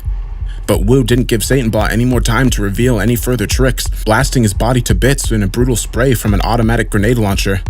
It seemed as if Adrian was about to pass out from excitement. "That's my boy!" he shouted. "Fuck Bones! We're gonna win this whole tournament ourselves!" What I hadn't noticed was Bella and Luz watching the whole encounter from behind cover. Bella's eyes lit up upon seeing the hole, a rather convenient escape route. She ran out from her hiding spot before leaping an extraordinary distance in the air, right towards freedom.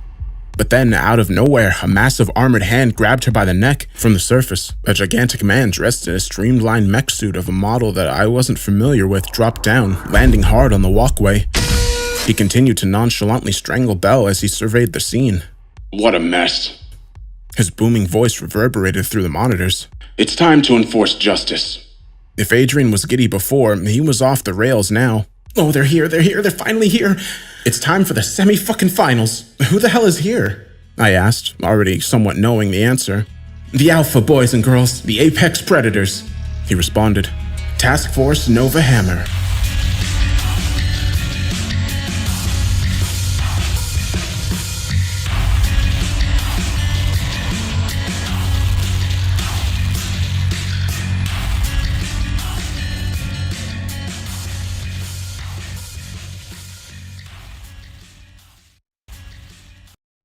Task Force Void Nova Hammer. Most of the guards I knew were just dying to see them in action. I was the odd one out in that regard. Well, they were here now, and those guards were too dead to see them. I'm sorry, that was a really distasteful joke. I guess Adrian's presence has rubbed off on me just a tiny bit. Speaking of Adrian, He was feverishly fumbling around in his pockets while keeping his eyes glued on the monitor. After a few moments, he tossed a bag of white powder onto the table. "Astro Coke?" I asked. He shook his head. "Nah, just the regular stuff. The show's not at its climax yet. You gotta pace yourself." He snorted the whole mound in about half a minute. "Yo!" he grunted, wiping his nose off. "You fellas want to hear a secret?" I don't think we had a choice. "The task force, Void Nova, whatever. How do you think the members get recruited?" I shrugged. "Don't know, just some kind of test, I guess." He guffawed. "Nah, they're voids as well." My mouth dropped. As he went on to explain, TFVNH was a constantly rotating team comprised of voids, save for a few exceptions, who were a reasonable balance of both powerful and sane. In fact, different countries occasionally lent their own voids to one another to use for their respective forces. In exchange for their service, the members would be allowed to live freely amongst society, although they were monitored heavily while doing so. "You sure know a lot of confidential stuff," Sandu said to Adrian. "Just who the hell are you?" Adrian sat back in his seat. Nobody. Just a dabbler, a jack of all trades, master of a good handful." He sure was insufferable. In any case, I put my sights back on the monitor, as Bella struggled against the seemingly insurmountable foe. She tried blasting him with a blade spray, but before she could even raise her hand, it was broke with a single firm grasp. She spat, the life draining from her breath. As Adrian would go on to tell us, this particular TFVNH member was Kente, the Guillotine Sanders. 6'6", 197 centimeters, 287 pounds, 130 kilograms. Supposedly, he was a real hard-ass, an abnormally powerful man with an incredibly skewed and strict sense of justice. To him, the word nuance meant nothing. Rehabilitation was a joke, second chances were an alien concept. He was a man whose worldview was utterly black and white. To him, the laws that landed himself in prison didn't constitute legitimate justice. His ideals were the only ones that mattered. Cross his sensibilities and you were a criminal in desperate need of execution. "He's got a pretty notorious reputation in these parts," Adrian continued. "He's captured at least 7 of the voids in here himself, nearly killed all of them as well. Honestly, I'm not rooting for him to win. It's gonna be too hard to wrangle in afterwards." Just as Bella looked about ready to pass out, Kente was blindsided by a sudden rush from Luz. Well, I guess blindsided wasn't really the right term. Kente blocked his strike with relative ease. "There's revenge customer numero uno. The big guy wiped out Luz's entire village before dragging him into this place. No wonder he's pissed." For the first time, Luz had a fierce expression on his face. He let out a rage-laden shriek before digging both of his hands into the only exposed part of Kente's body, his neck, lighting up the area and his face with sparks. "Nah, boy, that ain't gonna work," Adrian muttered, grinning. Kente grunted, seemingly taking the full brunt of the excessive shock without going down, before grabbing both of Luz's arms and slamming him into the floor. He dropped Bella in the process, who immediately ran off with her life. Adrian clicked his tongue in disdain. "She's not even helping him out. I guess that's women for you, eh?" Sandu and I just kind of glanced at each other awkwardly following the comment. Unfortunately, Luz's rage just wasn't enough for him to fulfill his revenge. While still on the ground, Kente stomped on his head, crushing it like a watermelon, quite the gruesome sight to behold. Afterwards, he set his sight on Wu, who'd been observing the whole exchange. "Finally," Adrian said. "The strong are going at it." For a moment, Wu and Kente both seemed to acknowledge each other's power, hesitating for just a moment. And then, in a flash, they rushed at each other simultaneously. Both of their opening moves were kicks, catching each other's respective legs mid-air, causing the walkway beneath them to crack underneath their combined pressure. On top of possessing overwhelming strength, they were both apparently skilled in martial arts as well.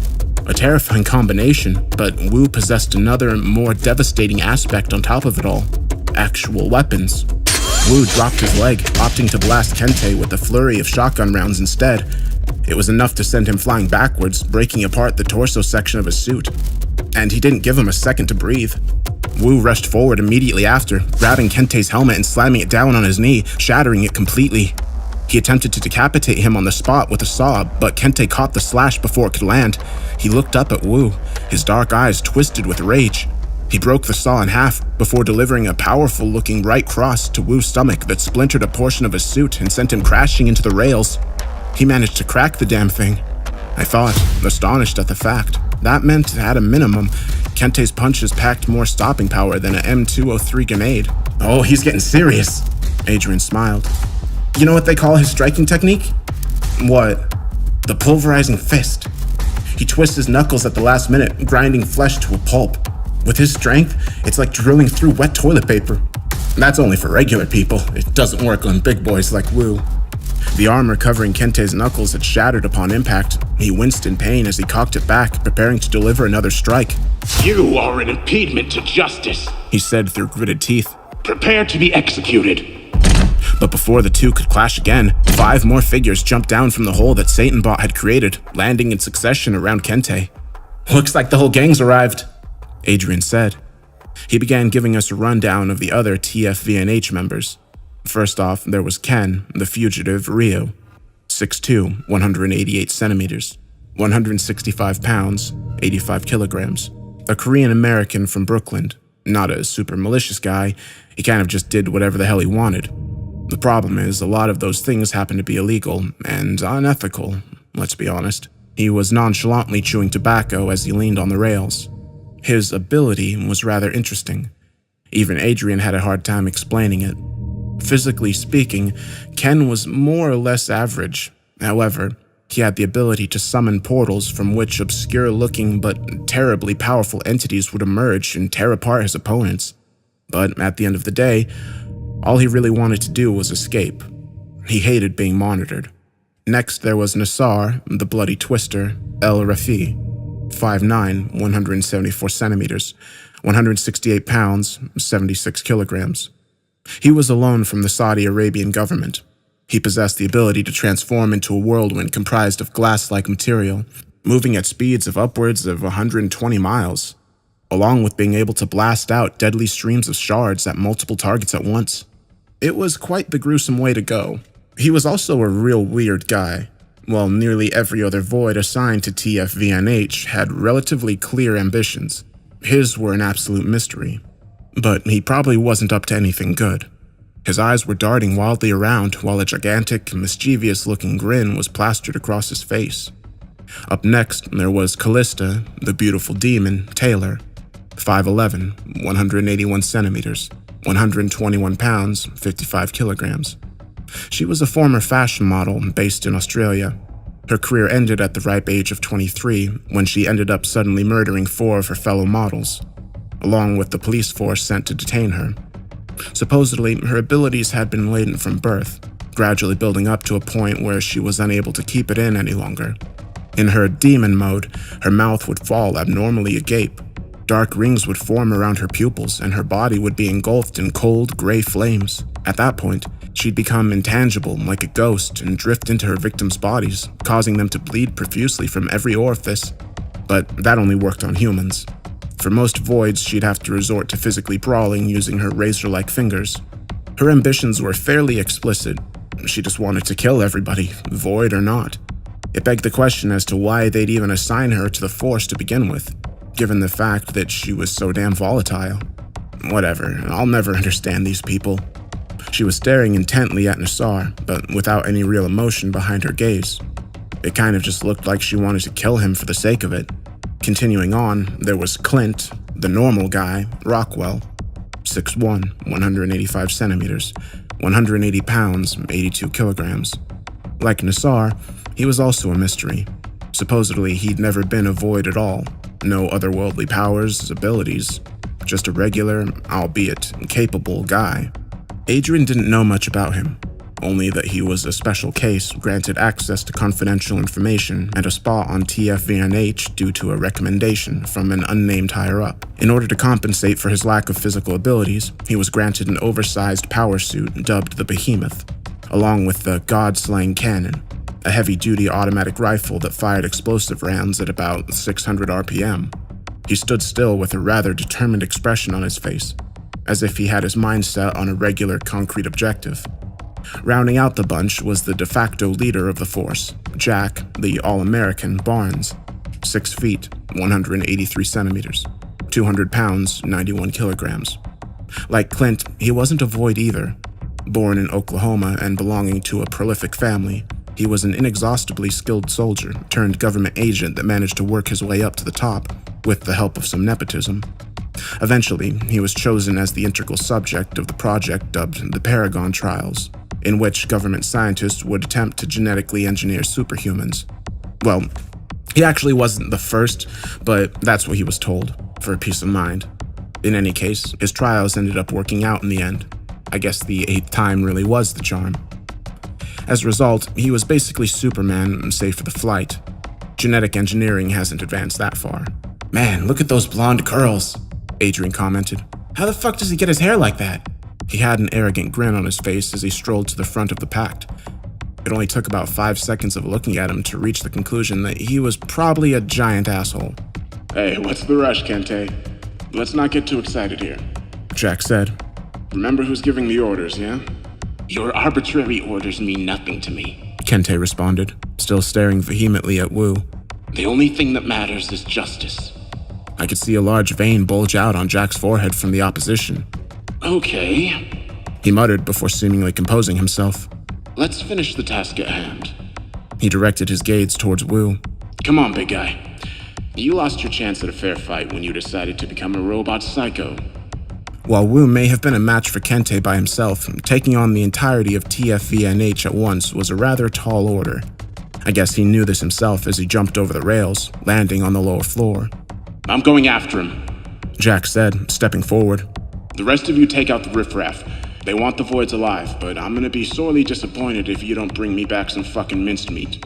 That was one thing him and Kente could agree on. And remember, he said, turning back. His expression was suddenly teeming with fury. You're all scumfuck piece of shit Voids as well. You try to escape, try to fuck with me, you're gonna be begging for me to end your pathetic fucking lives. He pointed at Ken. You stay here. Make sure nobody tries escaping through the roof. Instead of acknowledging the order, Ken just spat his tobacco into a plastic bottle. Hey! You listening to me, you fucking Jap? Remember when we beat you in the fucking war? Hey, isn't he Korean? Clint muttered. Ken just raised an eyebrow and remarked, Dude, I don't even know how to respond to that. Look, whatever. Just fucking listen to me, alright? Ken grinned sarcastically and made a defensive gesture. Okay, boss. Jack's forehead vein bulged out even more. It was really starting to look pretty gross. Alright, let's fucking go then. After finishing his motivational speech, he jumped down, presumably going after Wu. Save for Ken, the rest of TFVNH followed suit, scattering throughout the chasm in search of the remaining voids. The strong were finally about to converge on one bloody path. As dark and weird and gruesome as the whole situation was, I'd be lying if I said I wasn't at least a little bit excited to see what was about to transpire.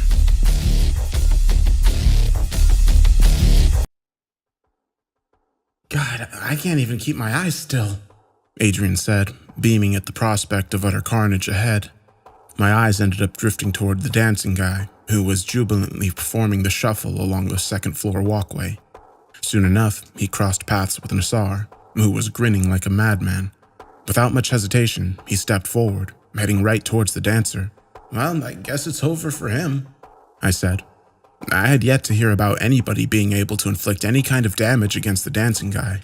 The only thing we could really do was contain him, and I severely doubted that things were going to be any different here. I'm not so sure, Adrian responded.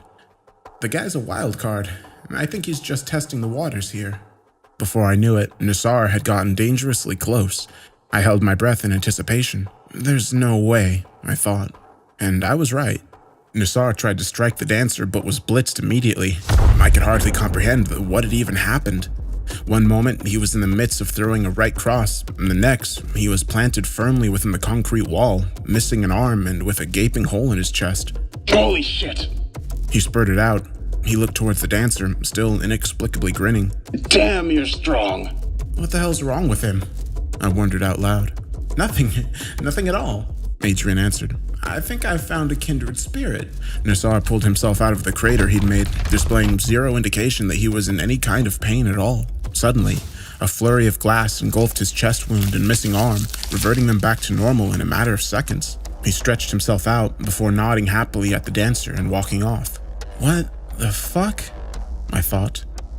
I looked over at Sandu, wanting to see his own reaction, but he was stone-like, staring at only one monitor in particular. I followed his eyes and realized that for whatever reason, he was focused on the kid, who was still sitting in his cell. Oh, check it out. My thoughts were broken by Adrian's outburst. She's found her prey. I looked at the monitor he was gesturing to, seeing Kale and Hugo being hacked away at by Callista. Now who the hell is she? Kale shouted, taking a sequence of gnarly gashes to the chest. Evil incarnate. Hugo answered. Although still severely injured, he was able to move around on his own. Look at her eyes. She's being controlled by the devil. Callista drilled her hand forward, impaling Kale through the solar plexus. He chopped at her arm before pushing her off. Fucking hell. He sighed. This is back-breaking work.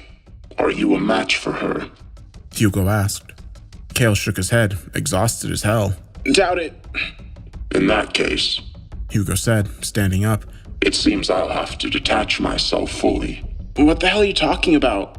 My constraints were only lifted halfway last time. You almost died last time. Are you sure you're gonna make it out this time? I'm not planning to. Kale chuckled. Sorry, but I'm not gonna let you do that. Hugo's eyes began glowing a familiar crimson. I've been ordained a holy mission. I'll do whatever it takes. He stared at the rapidly approaching Callista. Anything to eliminate evil. His scars began glowing again, brighter than ever this time, preparing to engulf the oncoming enemy. But before they could clash, Kale stepped in between and tanked another series of slashes before kicking her back. He grunted. Fuck, that hurt. What are you doing? Hugo asked, perplexed. I told you, this is... Yeah, you're God-given whatever the fuck. I don't know, buddy. You're psycho. But for whatever reason, I don't really want you to die. Kale gave him a bloody grin. It feels like we've been through a lot, you know? For a moment, it seemed as if Hugo was at a loss for words. But then Callista stood back up. I see. He said. But what are we going to do about her? Kale looked down and sighed. Shit. Yeah, that's the real question, isn't it? Kale clenched his teeth as Callista began charging at them once again. It looks like Lady Luck's on their side today, Adrian said. I realized what he meant when one of Callista's hands were bitten straight off by the chattering man who'd strolled into the fray from an adjacent corridor. Well, shit.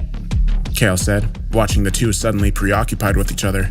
Looks like God is looking out for us. He grinned at Hugo, who simply nodded back as the two got the fuck out of Dodge. Callista and the chattering man began relentlessly butchering each other. Using her remaining hand, she made 2 quick slashes in succession, tearing open his chest and forehead. In response, the chatterer bit a good portion of her shoulder off.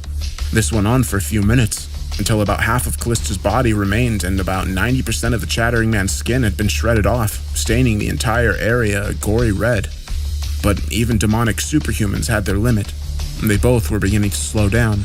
Callista twisted her bloody, knife-like fingers, pushing them into the chattering man's mouth and through his throat. While it was still lodged inside, she threw her arm upwards, splitting his head apart. But at the exact same time, the chattering man swiped at her head, twisting her neck clean off. They both fell simultaneously, as combatants who fought to the bloody end. It was by far the most brutal bout I'd seen thus far, although there was certainly some fierce competition for that title. I decided to check back on the voids that were still contained. The Titan was still in his cell. The Calamity's light also remained green, and the kid hadn't stepped out either. But then there was the Warden. Clint had stepped into his cell, donning the behemoth suit in all of its destructive glory. Wearing it brought them roughly up to the same size. Still, he was just an ordinary guy going up against an unfairly powerful monster. Unless he had some tricks up his sleeve, this was about to get really messy really quick. Hey, He said, grinning at the Warden through his fortified visor. you've been chasing me all this time. Thought I'd finally come to you instead. It sounds like they have unfinished business, Adrian said. That much was probably true. Still staring down at the blood-stained floor, the Warden simply let out a deep, lengthy sigh. When he finally looked up, there was nothing in his pit-like eyes but sheer rage. Your death won't be quick. His voice was much deeper than the Marianas. Before Clint could even get his guard up, he was brutally blitzed by a sudden rush. The Warden was moving so fast, he was effectively a blur. Clint was launched backwards, denting a metal wall. The Warden bolted at him again, slashing off pieces of his suit with nothing but his fingers. He launched his fist at Clint's protective visor, smashing it to bits and cutting up his face with bits of stray glass in the process. However, Clint managed to push him off before it could connect with his skull, which would have been beyond fatal. Fuck!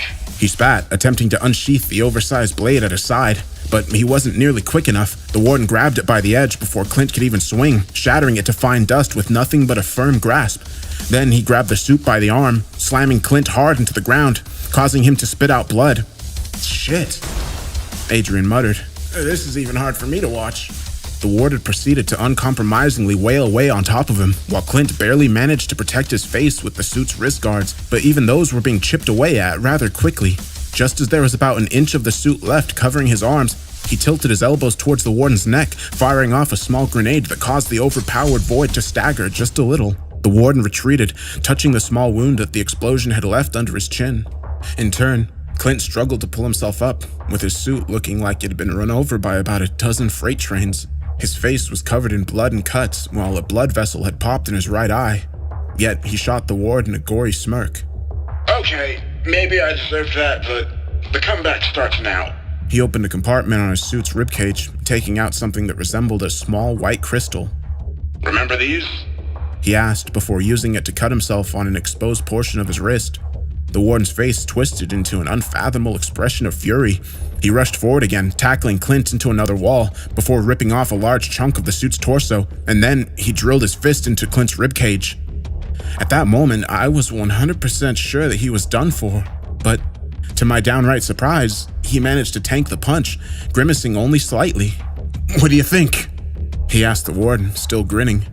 "We ran some experiments. These shards are new and improved."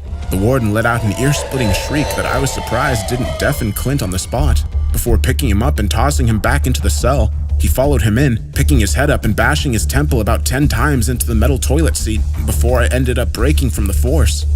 As a result, one side of Clint's face was beginning to resemble a bloody mush.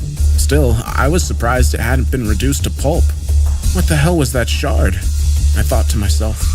He also seemed to have picked up a bounce in his step, evading another strike from the warden and crawling behind him. At that point, the behemoth had effectively been reduced to scrap metal. Clint dove towards the god-slaying cannon, which had been knocked loose during their scuffle. He scooped it up and began spraying at the warden's direction. However, he managed to evade just about every shot, leaving large clouds of smoke and dust behind him as the devastating bullets reduced the place to rubble. Fuck, you're a tough customer. Clint groaned as he flipped a switch on the weapon. Take this then. The barrel of the weapon suddenly grew in size, causing it to resemble an actual cannon. As he pulled the trigger, the monitor darkened for just a moment before a flash of deep red engulfed the area, and a high-pitched staccato of wholly unfamiliar noises assaulted my senses. I kept watching as the recoil from the strange blast pushed Clint back into the wall as it completely annihilated the entire side of the room. The weapon itself was also destroyed in the process. I guess the god-slaying cannon got an upgrade, because I sure as hell didn't know it could do that. After the smoke cleared, everything was silent for a few moments. Clint grinned, letting out a big sigh of relief, and then his face dropped a few seconds later. As the rubble began stirring, the warden burst out, with about half of his entire body now charred to hell. He also had a wicked, psychotic grin on his face. It was the first time I'd ever seen him make any kind of overt expression at all. I could have lived without it, though. You took everything from me, he said, walking ominously towards the nearly broken Clint. but I have to admit, this has been a hell of a fun time. Son of a bitch! Clint groaned, reaching into his pant leg pocket. He pulled out 2 syringes filled with black and blue liquids respectively. Come on, painkillers, don't let me down! He muttered before injecting the blue. Just as he was about to inject the black, the warden clutched his hand, crushing it along with the syringe. More tricks? He sneered, his eyes wild as all hell.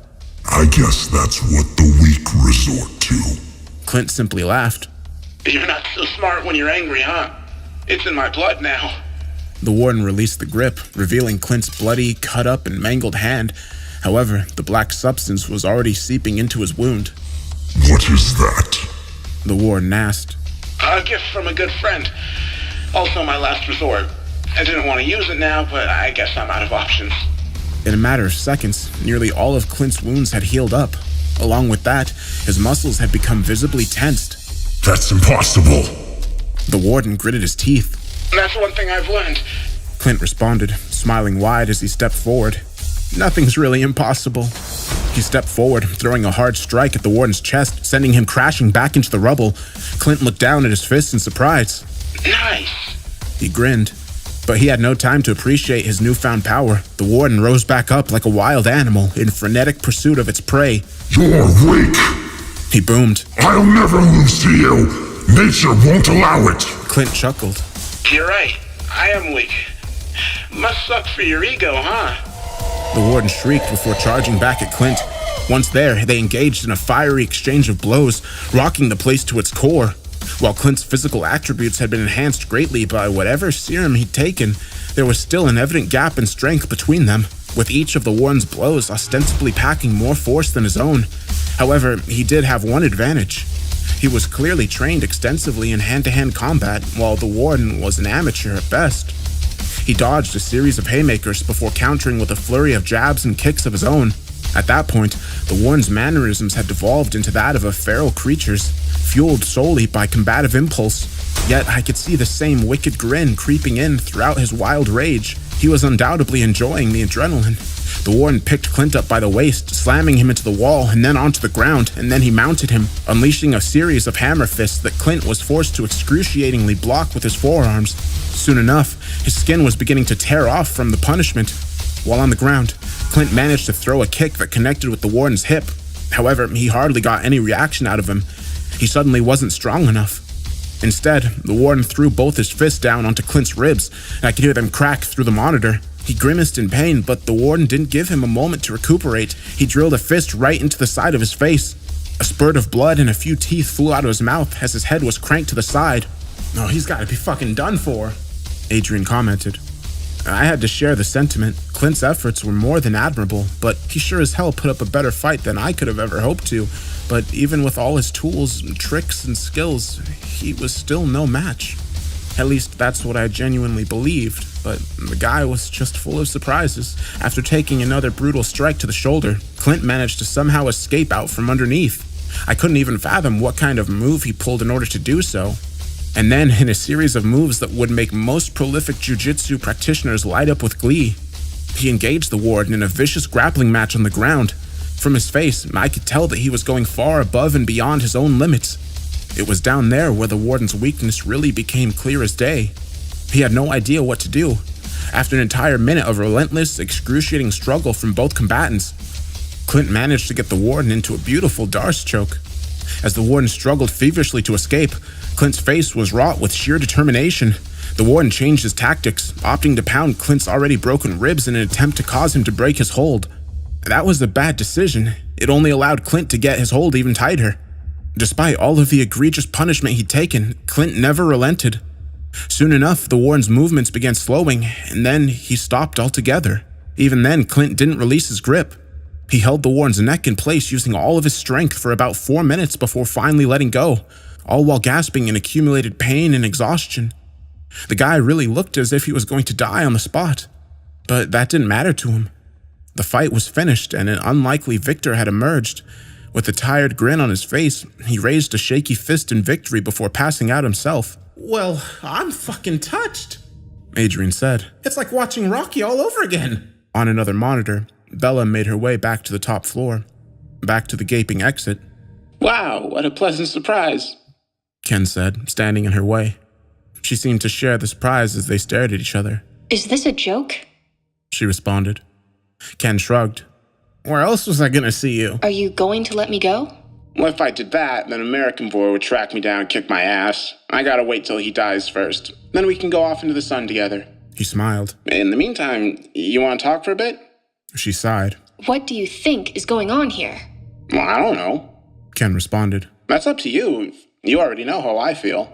I tried to assassinate you. You were contracted to assassinate me by a massive dickhead. I'm sure it was nothing personal. Oh my god. She sighed again. Besides, I'm still alive. Maybe you really didn't want to kill me. That's what I tell myself anyway. You're insane if you think anything's going to happen between us. You think I want to date anybody right now? Well, I never wanted to either, until I met you. A period of silence followed. Let's face it, Ken spoke up. we're bad people living bad lives. Don't you get tired of it? Speak for yourself. Bella responded. You know what kind of people I kill. I'm not talking about that. You want to escape, don't you? I don't belong in here. A lot of people don't. What are you getting at? I'm pretty sure you know the kid. Yeah, what about him? Ken exhaled. Look, forget about dating, but don't you ever feel like doing something good for once? Like doing something for somebody besides yourself? Bella simply rolled her eyes in response. I'm sorry, that came out badly. She stepped forward, brushing past him. I'm leaving now. If you want to try and stop me, then go ahead. I'll just kick your ass again. There was another pause before Ken shook his head. You know I'm not going to do that. Good. She began walking off. I'm not tired of anything, by the way. I'm in control of my own life, and I kind of enjoy that. She said without turning around. She left Ken looking somewhat melancholic, but eventually he began smiling again. Of course you do. He took off, abandoning his post, but I'm sure he hardly cared about that. Geez, well, that was a downer, Adrian said. Let's get back to the exciting stuff. He grinned. The final chips are starting to fall into place.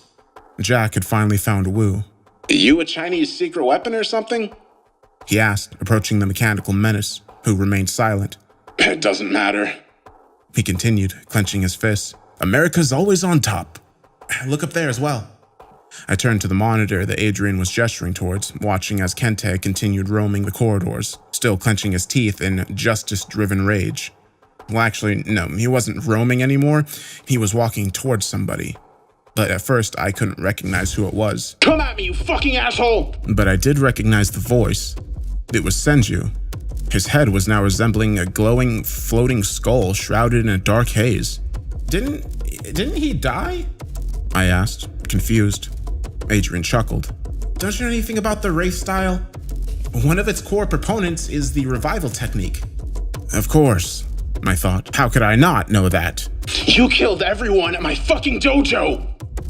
Senju screamed at the approaching Kente. You're dead! Kente bit down even harder, cracking his own teeth. I simply enacted justice, and I waited for too long to finish the job. Man, how lucky were we to find this place? Adrian said. Crisp fucking front row seats. It took me a moment to process the implications of what he just said. What the hell are you talking about? I asked him. In turn, he looked at me like I was insane. What do you mean? Didn't you build this place? He shook his head. Well, if you didn't, then who? My eyes wandered up to Sendu, whose attention was still firmly planted on the kid. He's the one that led me into this room to begin with. I do remember thinking it was rather strange, but with everything that had been going on, I forgot to question it further. But now I couldn't avoid it. What the hell is going on? Okay, now I'm confused, Adrian said, turning to Sandu. What's going on here? Who the hell are you? Yeah, that's a good question, I added, also looking in his direction. Come on, man. I've known the guy for years, yet I couldn't begin to understand what he was planning here.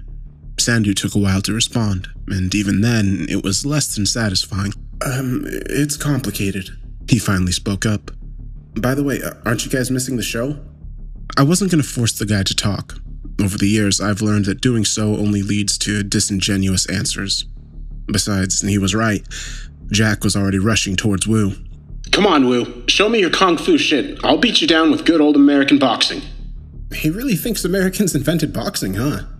Adrian muttered. Instead, Wu opted to blast him back with his hand shotgun. Jack was sent flying into a support beam, demolishing it in the process. While he'd taken no ostensible damage, there were now holes littered across the American flag printed on his chest plate. That sure got him pretty rattled. Oh, you fucked up, buddy, he said, a deranged smirk drawn across his face. For the first time ever, Wu decided to speak. What did you think was going to happen? In an instant, they charged at each other. Given their respective power and speed, their combined movements were hardly comprehensible. But if I had to approximate the exchange, it went something like this. Jack lands across to Wu's helmet, cracking it slightly. Wu attempts to stab Jack with a large blade. It breaks on his arm. Jack presses forward, throwing a flurry of jabs at Wu's head. Most of them are blocked. Wu counters with a kick to his ribs. It hurts Jack. Wu uses his railgun eyes, burning the side of Jack's cheek, and then the gauntlet is unleashed. Wu lands a brutal combination with steel-studded knuckles. Wu shoves a grenade into Jack's face. Wu pounds away at Jack's ribs with a spiked bat. Wu stabs Jack through the shoulder with an elbow blade. Wu snaps one of Jack's fingers off. Wu headbutts him. Wu picks him up and executes a hard takedown, destroying the walkway they're standing on and causing them to fall to a lower floor. And then Wu begins strangling Jack.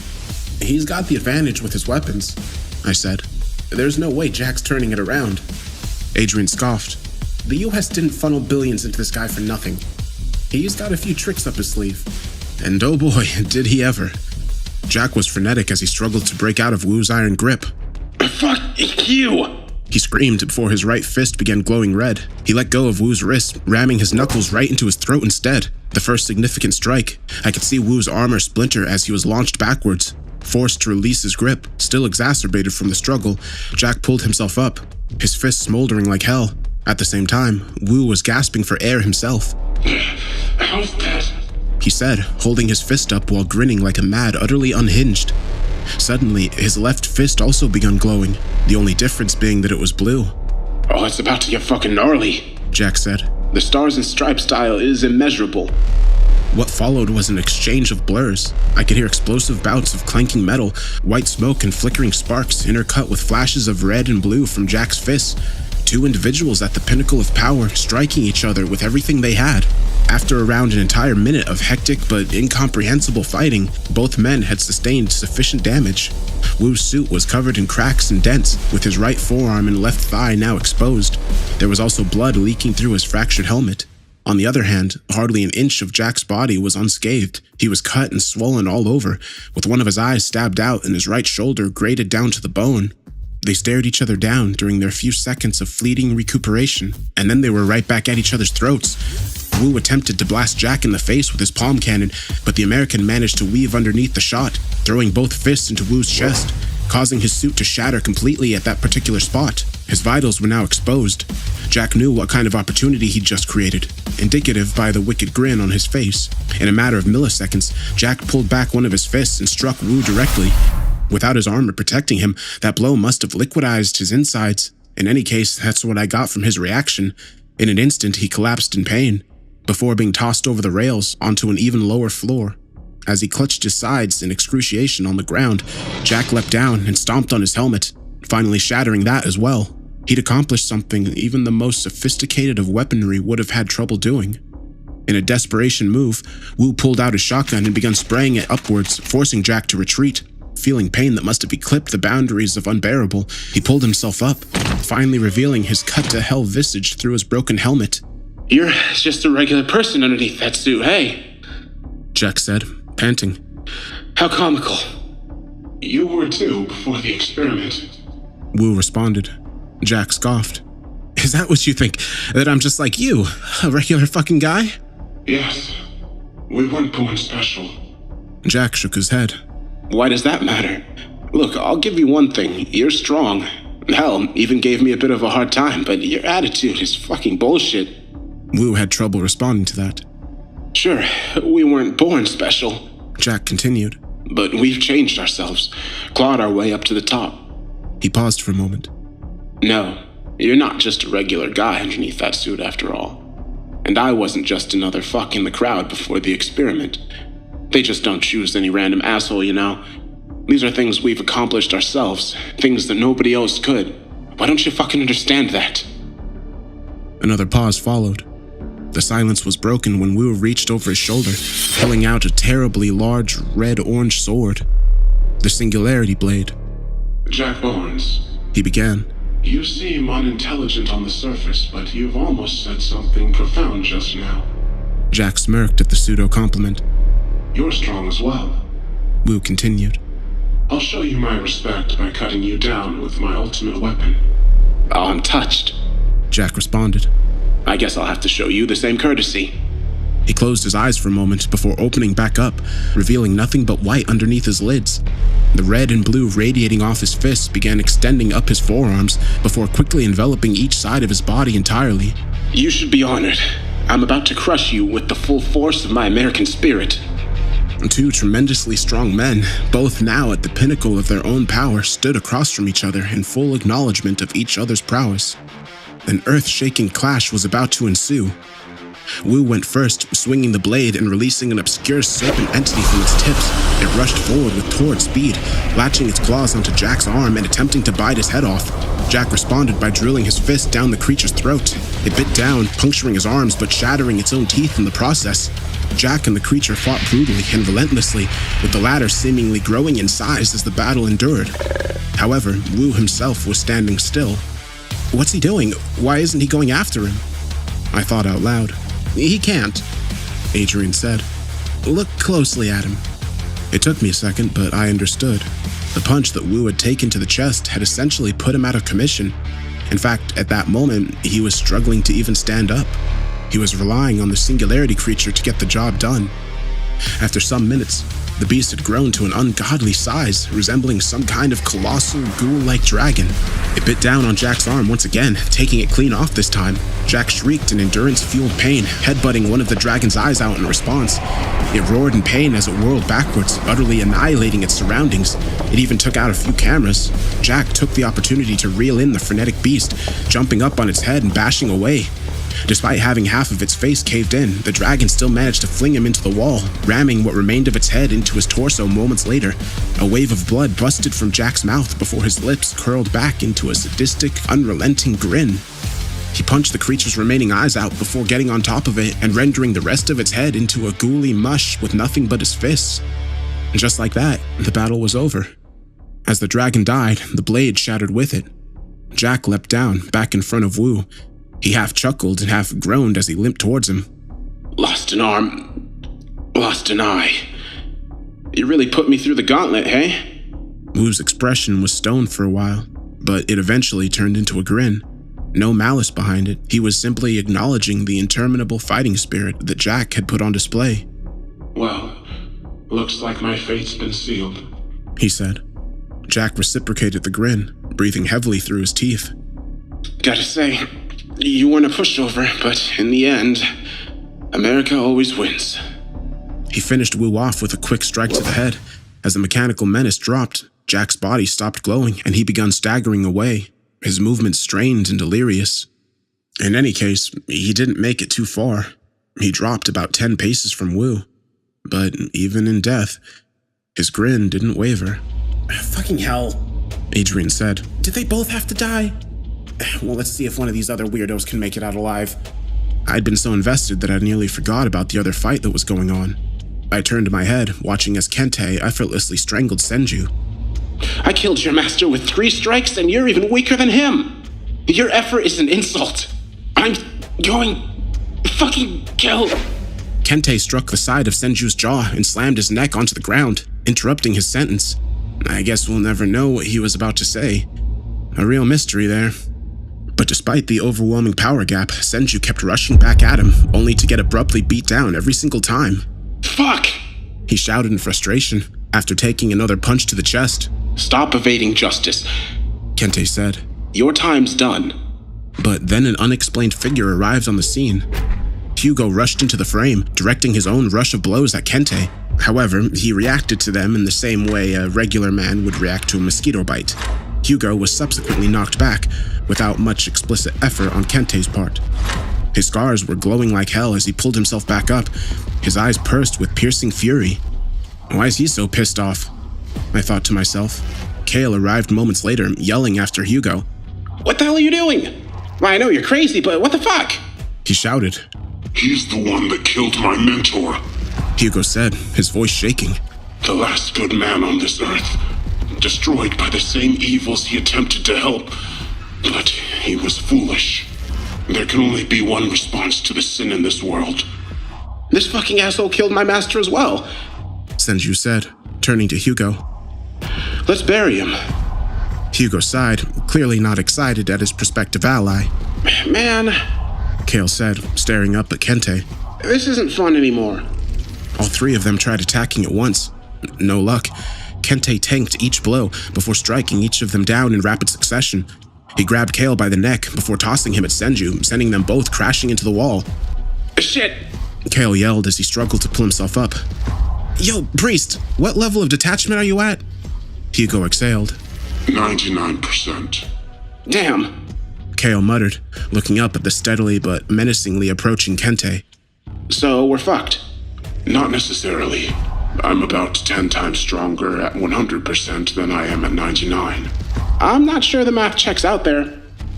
Kale said before taking another strike to the stomach. No matter. Hugo said. One of the biggest evils stands before us. Every measure must be taken. You're gonna fucking die. Kale uttered, being kept on his toes by repeated blows from Kente. We're going to die regardless. Kente turned away from Kale and turned toward Hugo. He squinted. Now I remember you.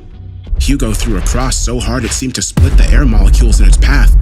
Despite managing to block it, Kente was still blasted backwards. Skidding to a stop, he held his arms up, which had been badly mangled from the blow. He sneered at Hugo, his eyes growing crazier with every second that passed. Evil must be eliminated. You're in no position to make that call. Hugo responded. They bolted at each other. The two traded blows, with Hugo slowly but surely overwhelming Kente. Kale could only watch in awe. Senju, on the other hand. Yeah, kick his fucking ass. But the more damage that Kente took, the more wild he seemed to get. Hugo landed a 1-2 to his jaw and temple, drawing blood from his head, before finishing the combination by drilling a knee into his liver, nearly causing Kente to buckle on the spot. Why did you kill him? Hugo spat at Kente in between strikes. He was the last chance at salvation that this disgusting world had. Now bruised, bloodied, and battered, Kente dropped to one knee. Hugo stepped in for a finishing blow, or what I thought was going to be the finishing blow. Kente managed to catch the strike, surprising just about everybody watching. His forehead veins bulged as he looked up at Hugo, his face twisted in an inconceivable expression of demented wrath. I killed him because he stood in the way of justice. In a split second, Hugo was knocked backwards, having his chest completely caved in. What? He wheezed out as he bent over, trying to funnel air into his lungs. He's stronger. Be careful. Kente picked him up and judo slammed him over the rail before he could get the sentence out. I never cringed as hard as I did while watching his spine get instantaneously bent into the worst possible shape. Hugo! Kale yelled, charging at Kente. A valiant but fruitless effort. He was picked up and brutally ragdolled into the wall and floors. Kente finished the ruthless display by slamming his back into the wall. Kale crumpled like a pancake, with every bone in his body just about broken.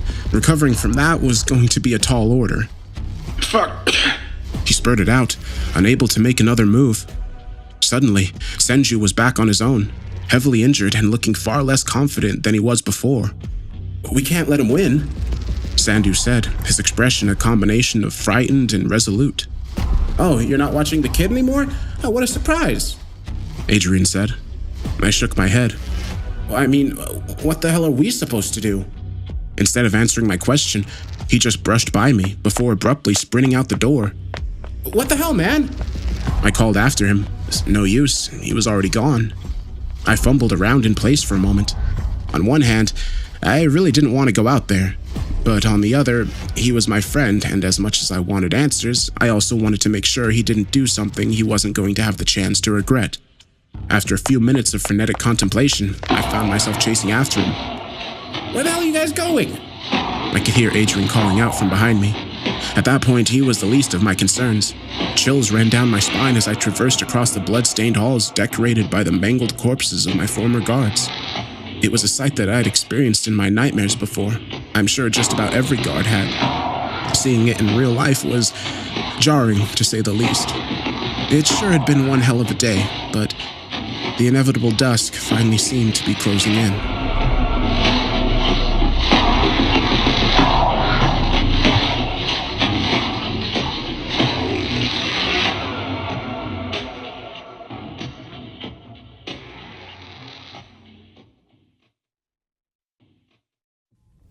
Sandu, what's going on?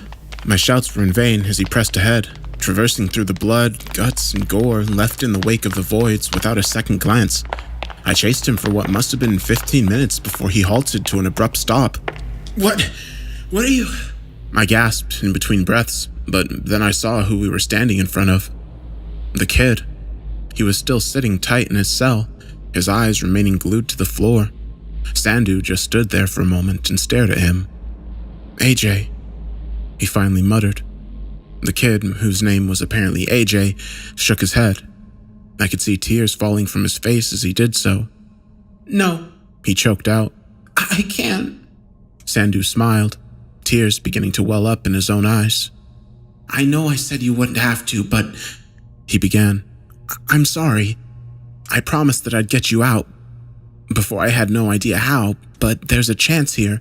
We can't avoid it now. AJ looked up, utter fear pervading his expression. I can't face him.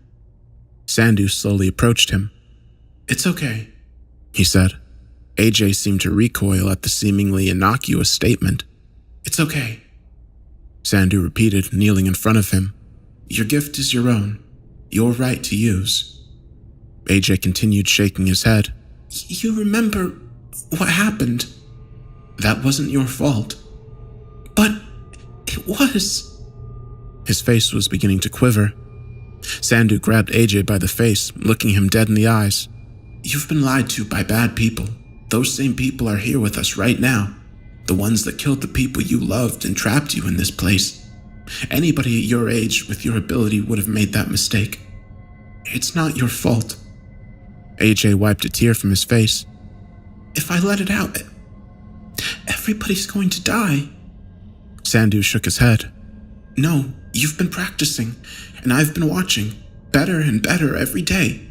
Now it's time to be strong. Your father would have wanted that, no? He would have wanted you to face it head on. AJ remained hesitant. I'm sorry, but we're out of options here. Sandu's tone had gone more serious. The man who killed your family wants to kill you as well. I can't stop him. Nobody can. It's all up to you. What are you going to do? Despite still looking at the floor, AJ suddenly clenched a fist. I'm not sure if it was my imagination or what, but I could have sworn that there was a spike in the air pressure around us. Some kind of intense, overwhelming aura emanating from the kid's general vicinity. Or maybe I'd simply seen too much that day. Soon enough, AJ was standing. Sandu looked both proud and utterly terrified. He took a deep breath before turning to me. It's a long story. I'll tell you all about it later. But what's about to happen? He lowered his voice. It's going to be very dangerous. You don't have to come with us. Just hang back. Then, after all this is over, we can all leave together. It was a vague warning, one that didn't fill me with the highest degree of confidence. I could have told you myself that things were about to get dangerous. That much was obvious. I'd been watching that danger unfold over the course of an entire day, but now I had a decision to make. Did I really want to be in the thick of it? Did it even matter? Truth be told, I'd been feeling the prospect of death looming over me ever since the first alarm sounded out. I didn't have too much time to think about it, though. Before I knew it, AJ had taken off sprinting, a furious beat in his step. Sandu hastily followed after, leaving me standing there with a million thoughts racing through my mind. I didn't want to be alone in that place, and I sure as hell didn't want to hang out with Adrian anymore. So I followed them. The kid was kind of running blindly, so Sandu had to direct him towards where Senju was about to make his last stand against Kente. I was more or less certain that nothing but a gruesome scene would be waiting for us, and I was right. Once we got there, Kale was still a pile of flesh and bones against the wall, while Hugo could do nothing but lie still, his life undoubtedly hanging on by a thread. Along with them, Senju was flattened against the floor. Well, I'm fairly certain it was him. It looked like somebody had been run over by a steamroller. Kale and Hugo looked both beyond sullen, their faces wrought with bitter and painful defeat. You guys come to finish the job? Kale asked us before letting out a short chuckle. well, nothing's stopping you. No. I stammered out. Are you guys alright? Stupid question. Top notch, pal. Never been better. Kale responded. Where'd he go? Sandu spoke up. The big psycho guy? He took off. He stretched his neck out, gesturing towards the walkway on the other side of us. Guy didn't even look human when he turned Buddy over there into a pancake.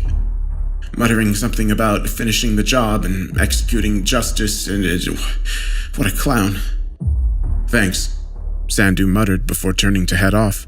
AJ was also starting to look a bit antsy. Something had certainly changed in his demeanor. Something dark. Wait, hang on. Are you going after him? Aren't you guys, like, guards or something? How's that gonna work out? And that kid, isn't he... What's going on? Kale called after us. Well, it's a bit complicated, I responded. but I think it'll work out. I wasn't so confident in reality. Kale scoffed and chuckled. Right, of course. Well, it's not like I want you guys to lose. He smirked. Go and kick his ass. I smirked back and nodded. But before you leave, do me one favor. Is the priest still alive? He hasn't said anything in a while, but I think I saw him twitching a bit. I looked over at Hugo. Despite his dead expression, he was still blinking every now and then. Yeah, I responded. Kale rested his head on the wall and nodded.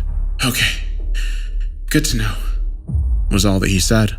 After that short exchange, we were off, running to face the insurmountable wall known as Kente. While we were looking for him, he was sure looking for us as well. As we moved, I tried to gauge what Sandu was thinking. It wasn't terribly clear from his expression, but I could tell that his conviction in that moment was less than strong. Given what I knew, I could have viewed the situation from a lot of possible angles, many of which would have led to Sandu acting as a less than moral party. But there was lost context here. I knew the guy, and unless he'd been acting all these years, there was only one conclusion I could have reached. For the sake of the kid, this was something we had to do. I never believed for a second that he was malicious in nature. My thoughts were running too fast. Before I knew it, we were standing right in front of Kente. His suit had been damaged pretty badly, and he had dried blood caked all over him, although I doubted that most of it was his own. But besides one of his forearms, he wasn't injured in the slightest, meaning that taking him out was going to be a tall order. But then again, I had no idea what the kid was capable of either. Kente sneered as he walked toward us, his bloodlust seemingly transferring into the physical atmosphere around us, putting a dark, sinking feeling in my gut. But all of his attention was on the kid. I found you, he snarled. Sandu looked at AJ and nodded. AJ, it's time. No response. In fact, the kid was frozen on the spot, his eyes enlarged in sheer terror. I was afraid something like that was going to happen. Oh shit, Sandu muttered before shaking AJ's shoulders. Come on, he's coming towards us. AJ? AJ? His voice was getting exponentially more desperate. In reality, this whole move was likely a big gamble. Nevertheless, it was a gamble he was definitely aware of beforehand. With their backs against the wall, Sandu stood firm in his promise to protect the kid.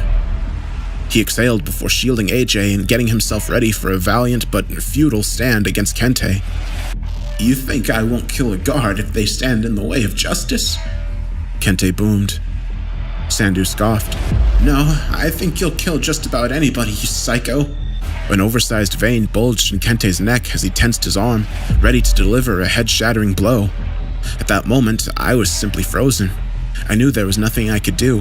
However, as Kente put one foot back in preparation for the strike, a dark, ghost-like hand wrapped itself around his calf before pulling him down and dragging him around. I looked over at the perpetrator, a nightmare-inducing entity resembling a distorted gorilla with bulky, oversized arms. It dragged Kente around on the floor, slamming him through a gauntlet of rails and pillars in the process. The gorilla creature didn't have the upper hand for long, though. Kente let out an unworldly shriek before chopping off one of the creature's arms and ramming his fist through its head. As the entity fell limp, some kind of portal opened up underneath it, pulling it through. From the shadows of an adjacent corridor, Ken stepped in. Hey, you're not gonna make this easy for me, are you, buddy? He said, grinning. I always knew you were evil. Kente growled. I just have to eliminate everybody here. He was slowly but surely devolving into an overpowered, primal, rage-driven beast. Ken, why are you... Sandu spoke up, sounding reasonably confused. Ken just shrugged. Promise is a promise, remember? More lost context. Just what had Sandu been doing over the years? Look out! Sandu's warning had arrived at an opportune time. Kente had stepped forward, launching one of his colossal fists straight at Ken's head. Lucky for him, he managed to summon a creature to take the blow for him, just in time. He dove out of the way of a follow-up strike seconds later. This is gonna be annoying, Ken muttered. He looked up at AJ. Come on, kid, I know what you can do. I can't, he muttered, cowering down and visibly trembling with fear. I'm gonna get killed. We're gonna die if you don't, I found myself shouting. Listen to Sandu, huh? There's no other options here. My outburst probably wasn't all too helpful, but it was my own instinctual fear speaking for me. During the split seconds where my attention wasn't trained on Kente, he'd gotten within inches of me. Before I knew it, I was feeling his iron grip around my right forearm. I could feel my bones being crushed in an instant before I was tossed hard into the wall. My vision faded for just a moment before all of the pain hit me at once. If I was useless in the fight before, I was entirely out of commission now. I could hardly move as my body slid down the wall, flopping onto the floor. I spat out a wave of blood. I could only watch now. With the kid still being scared useless, there was really only one person capable of fighting.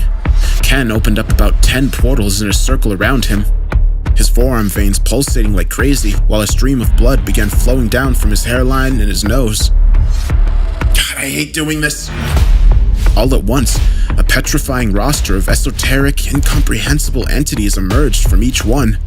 From what I saw, there was a dark blue, human-sized eagle that seemed to be composed of ice, some kind of colossal, demonic samurai with a flaming sword, a six-legged creature with large, jagged blades jutting out from each corner of its body, a zombified gunslinger seemingly left over from the Old West, carrying giant revolvers made out of writhing gray flesh, and a ghoulish humanoid with 4 horns, 5 eyes, 6 arms, and a giant glowing green eyeball in its torso, among many others.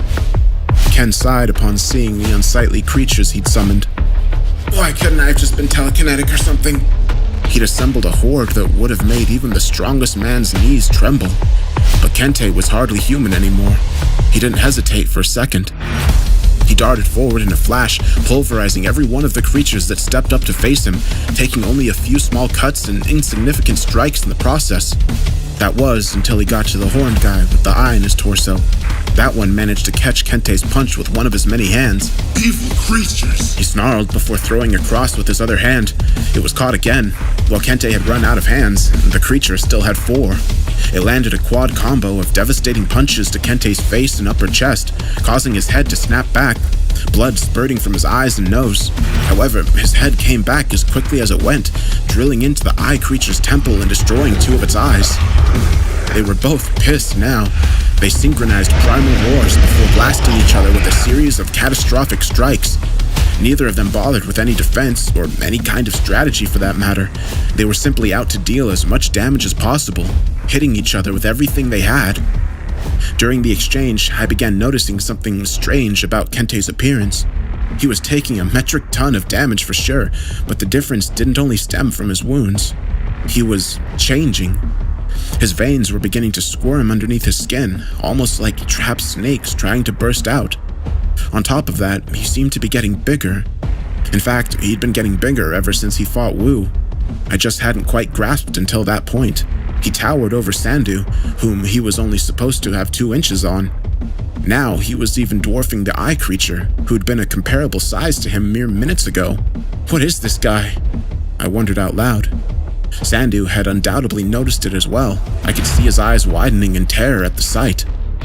The creature lowered its head before rushing at Kente horn first. It rammed all 4 of them into his abdomen, managing to dig each one of them an inch deep into his flesh. Kente's roars had also changed. They'd lost any sense of humanity. He was truly in the process of transitioning into a legitimate, bona fide monster. He began drifting away from conventional martial arts. He stuck his fingers out, thrusting 2 of them into the creature's eyes before gouging them out in a bloody, slimy mess. Without giving an inch, he followed up by sinking his teeth into the creature's chest, tearing out chunks of pulsating green flesh. He finished the deadly combination by drilling his knee into the creature's torso eye, taking it out while dissolving his own flesh and blood in the process. As he began to collapse, he grabbed the creature by the neck and took it down with him, putting it into a brutal, one-legged guillotine choke. He exerted so much pressure that its head popped off completely after a few seconds. Ken was starting to look very worried. With blood dripping from his nose, he summoned another portal in which a humanoid squid creature emerged. No use. It was taken out by one swift swipe from Kente, who blitzed it from a one-legged crawl-run hybrid. Oh, was all that Ken managed to get out before being picked up and slammed savagely into the floor. That would have been the end for him as well, had he not summoned another portal underneath his back at the last moment, allowing himself to land on the soft body of some kind of slime creature as opposed to the hard metal. He rolled away, hardly managing to dodge a follow-up stomp that not only decimated the creature, but the floor itself. Now wheezing and bloody all over, Ken looked at Sandu, his face twisted in fearful desperation. No, not at Sandu. He was looking at the kid. Come on, he muttered. I know you can do it. The kid's expression didn't waver, no spark returning to his frightened eyes. It's hopeless, I thought to myself. Do your memories really flash before your eyes when you think you're about to die? Well, some of them do. The ones worth remembering. An attempt to justify the way that you lived, the decisions that you've made. You come to one daunting realization. You were there, in the midst of the mystery known as life itself. And now, it was all about to fade. As another tear began rolling down the kid's cheeks, I could feel one rolling down my own. Ken sighed. I know you're scared, but we don't have any time here. Please. Sandu put his hand up, stopping Ken mid-sentence. He had a stone-like expression on his face. It's happening. Ken looked confused. What? I wasn't quite sure of the answer myself, but I got the gist of it. AJ's body was beginning to visibly vibrate, or something to that effect. It started out slow enough, but seemed to intensify drastically with every passing second. Before long, his body had become a dark, formless, stationary blur. From within that blur, two sharp, burning red eyes surfaced. And then, I could feel the floor begin to tremble around me.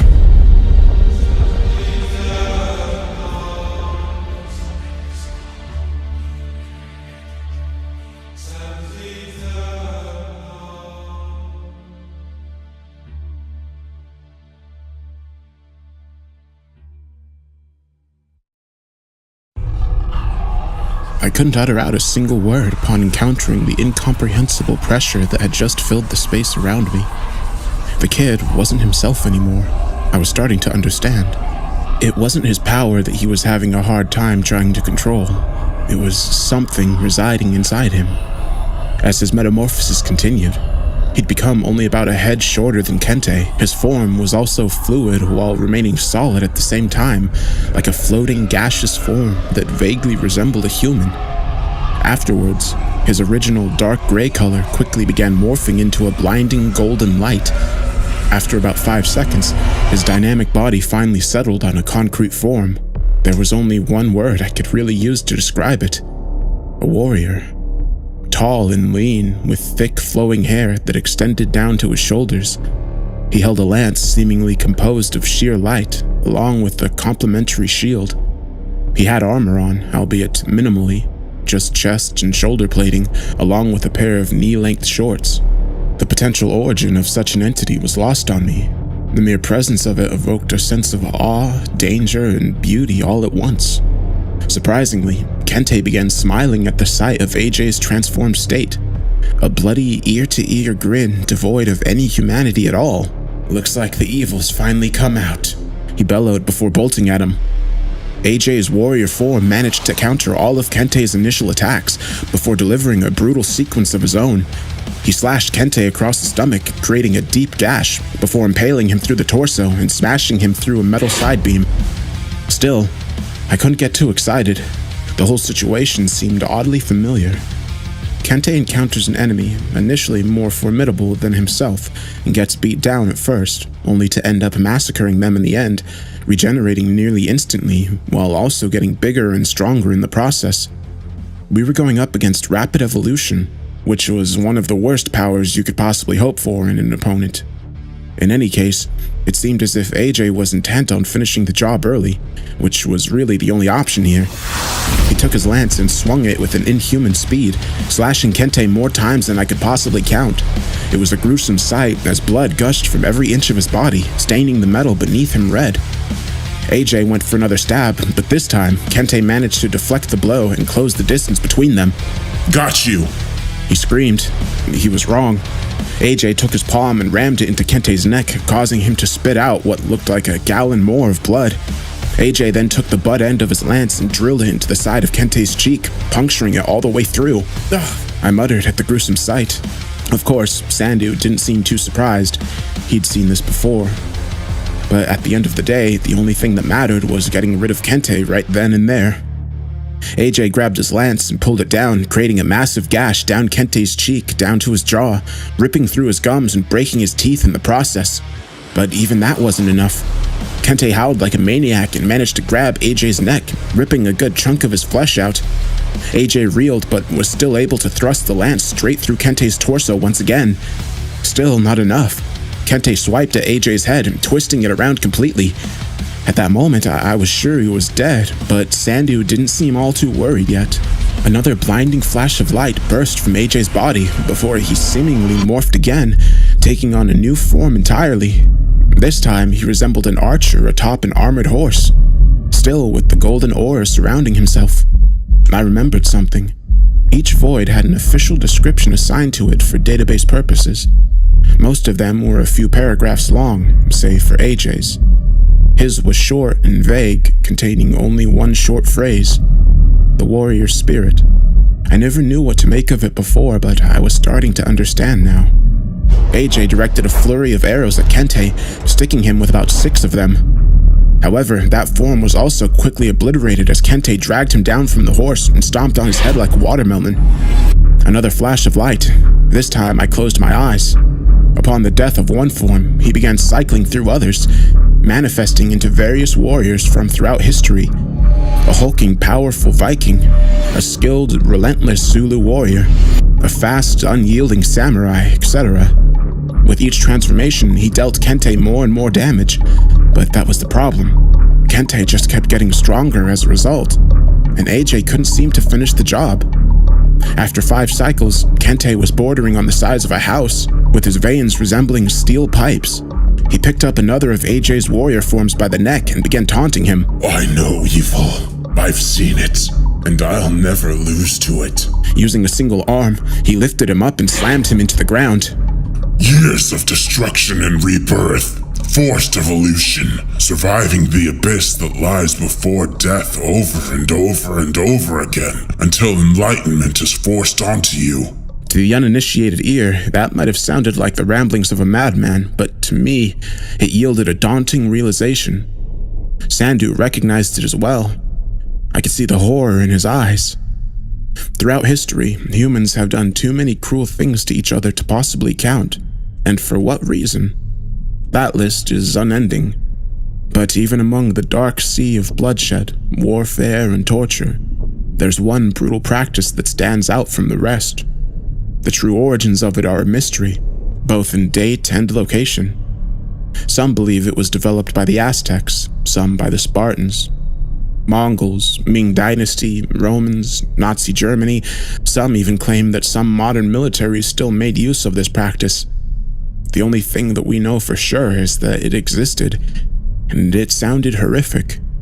I'm sure it goes by a lot of names, but the one given to it by the government is the evolution ritual. In my opinion, that name doesn't do its sheer brutality justice. I'll try to paint a picture. Imagine an empty, medium-sized concrete room devoid of any windows, illuminated only by a few dim light bulbs above. Fill that room with about 25 to 50 men, specifically selected due to their exceptional combat prowess. Fighters, soldiers, mercenaries, etc. Now seal off all the exits and inform the subjects that only the last man standing will be afforded the right to leave. Leave them to fight to the death. Conduct hundreds or however many of these death matches at once. Next, divide the winners into smaller groups and repeat the process until only the last man among hundreds or possibly thousands are left. Next, Seal those men off into a dark, confined space for 50 days. No food, water, or any kind of stimulus. The ones that manage to survive all of this are the successes. The conjecture went as follows. If an individual's mind and body managed to endure such a torturous gauntlet, they would have eclipsed some kind of threshold, undergone some type of rapid evolution. These were the men with exceptional latent potential, the ones who possessed something more than conventional strength and willpower. Under such drastic circumstances, their minds will have tapped into a reservoir of power beyond human physical and mental limitations. I'm gleaming over some details, of course, but that's the gist of it. Sounded like BS science to me, but hey, what do I really know at this point? Sandu and I learned about the existence of this ritual following an internal breach of information that was even classified for us. We also learned that sometime after World War II, a unit of soldiers and intelligence officers came across the aftermath of one of these rituals in a large, remote, and decrepit building somewhere in the Thar Desert after the White House received some kind of obscure message containing a pair of coordinates. Inside, there were upwards of 1,100 human skeletons, all scattered throughout various rooms in the structure. The strange part? There was a set of small chambers at the center of the building where 6 emaciated, horribly scarred men were shackled to the walls. However, while certainly dead, they hadn't even begun decomposing yet. Well, except for one, that is. One man was still alive. This mysterious figure was dubbed the Unkillable Man. To this day, we have no idea what kind of organization conducted the ritual or who sent the coordinates, and the biggest question, why? I'm getting off topic here, though. We also couldn't figure out who this mysterious unkillable man might be, and although it was by no means definitive, we now had a clue. Before AJ could get another word out, Kente killed him again. By this point, I'd regained some movement in my limbs, which allowed me to crawl over to Ken and Sandu, who was now certainly looking worried. Sandu, how many transformations can the kid go through? He just shook his head. It looked as if he knew the answer but didn't want to say it. I looked over, watching as the kid, who now became some kind of centurion, tried desperately to put Kente down. Now, I'm not sure if the kid was getting weaker or if Kente was just getting way too strong, but the problem was obvious here. At that point, the kid was only delaying the inevitable. Something else needed to happen soon or we were done for. I know what happens when he gets pushed to his limits, Sandu spoke up. What he's really scared of. If that happens, then... He trailed off for a moment. I don't want it to happen. I thought this was gonna be enough. I don't like the sound of that, Ken muttered. Kente killed the centurion by strangling it. This time, the kid transformed into a hulking Templar knight. I could see Sandu visibly gulp. That's it, he said. This is the form he takes before everything goes to shit. If Kente kills this one, then... God, I messed up. At that point, Kente had become so durable that the kid's attacks hardly fazed him, yet he didn't even attempt to stand down. I suppose that was the so-called warrior spirit, fighting even in the face of impossible odds. At the same time, all we could really do was watch. But before the two could engage in their penultimate clash, we could hear whistling from just behind them. Everybody turned around at once, seeing Nassar casually strolling toward us. Wow, when did you get so big? He said, his eyes wide in awe. Have you become evil as well? Kente growled. Nassar put his hands up in a defensive gesture. I'm just here to have fun, big guy. What does that mean? Almost like in answer to his question, we could hear a set of booming footsteps approaching. From behind Kente, a colossal figure was barreling towards us. The Titan had arrived, and from the way that Nassar was grinning, I could only assume that he was the one that released it. As primal logic would dictate, the Titan went after the biggest guy in the area. Kente, who was now around the same size as the Titan, crouched into a defensive position. I won't let evil... He was cut short by an abrupt headbutt. For such a big thing, the Titan was disturbingly fast. Their exchange was short but utterly brutal. The Titan slashed at Kente's chest, tearing a large gash through it. Kente strikes the Titan's jaw, dislocating it. The Titan rips off Kente's left trapezius muscle. Kente gouges all of the Titan's eyes out. The Titan crushes Kente's right hand while swinging blindly. Kente drills his fist into the Titan's crotch area, demolishing its goods. In a fit of blind rage, the Titan grabs Kente's head and slams it into the wall, planting it deep before dragging it along and tearing it through the metal like butter. Kente grabs the Titan's head from behind and drags it down hard, causing the bones in its neck to snap, piercing through its flesh. I could have sworn Kente had grown 3 feet from that exchange alone. As he tossed the Titan aside, he looked back at us, half of his face now torn to the skull. Nassar looked like he was about to pass out from excitement. Fuck yeah! He shouted, jumping up and down. That was fucking awesome! Kente silenced him with one punch, essentially vaporizing him. There wasn't much hope before, but there was even less now. Sandu's warning had been vague, but I was doubtful it was any kind of exaggeration. The kid readied his sword, a vain effort considering the fact that he was about to go down. And then we were all screwed. Or so I thought. The time that the Titan had bought us was about to prove more than valuable. As Kente prepared a blow that would likely finish the kid on the spot, a stream of projectiles hit his face, causing him to flinch just slightly. I turned to face who'd done it, and to my surprise, it was Bella. For one reason or another, the bloody painter was back. You! Kente roared. Ken was happy to see her, of course. You came back, he began, before his face dropped. but now you're gonna die.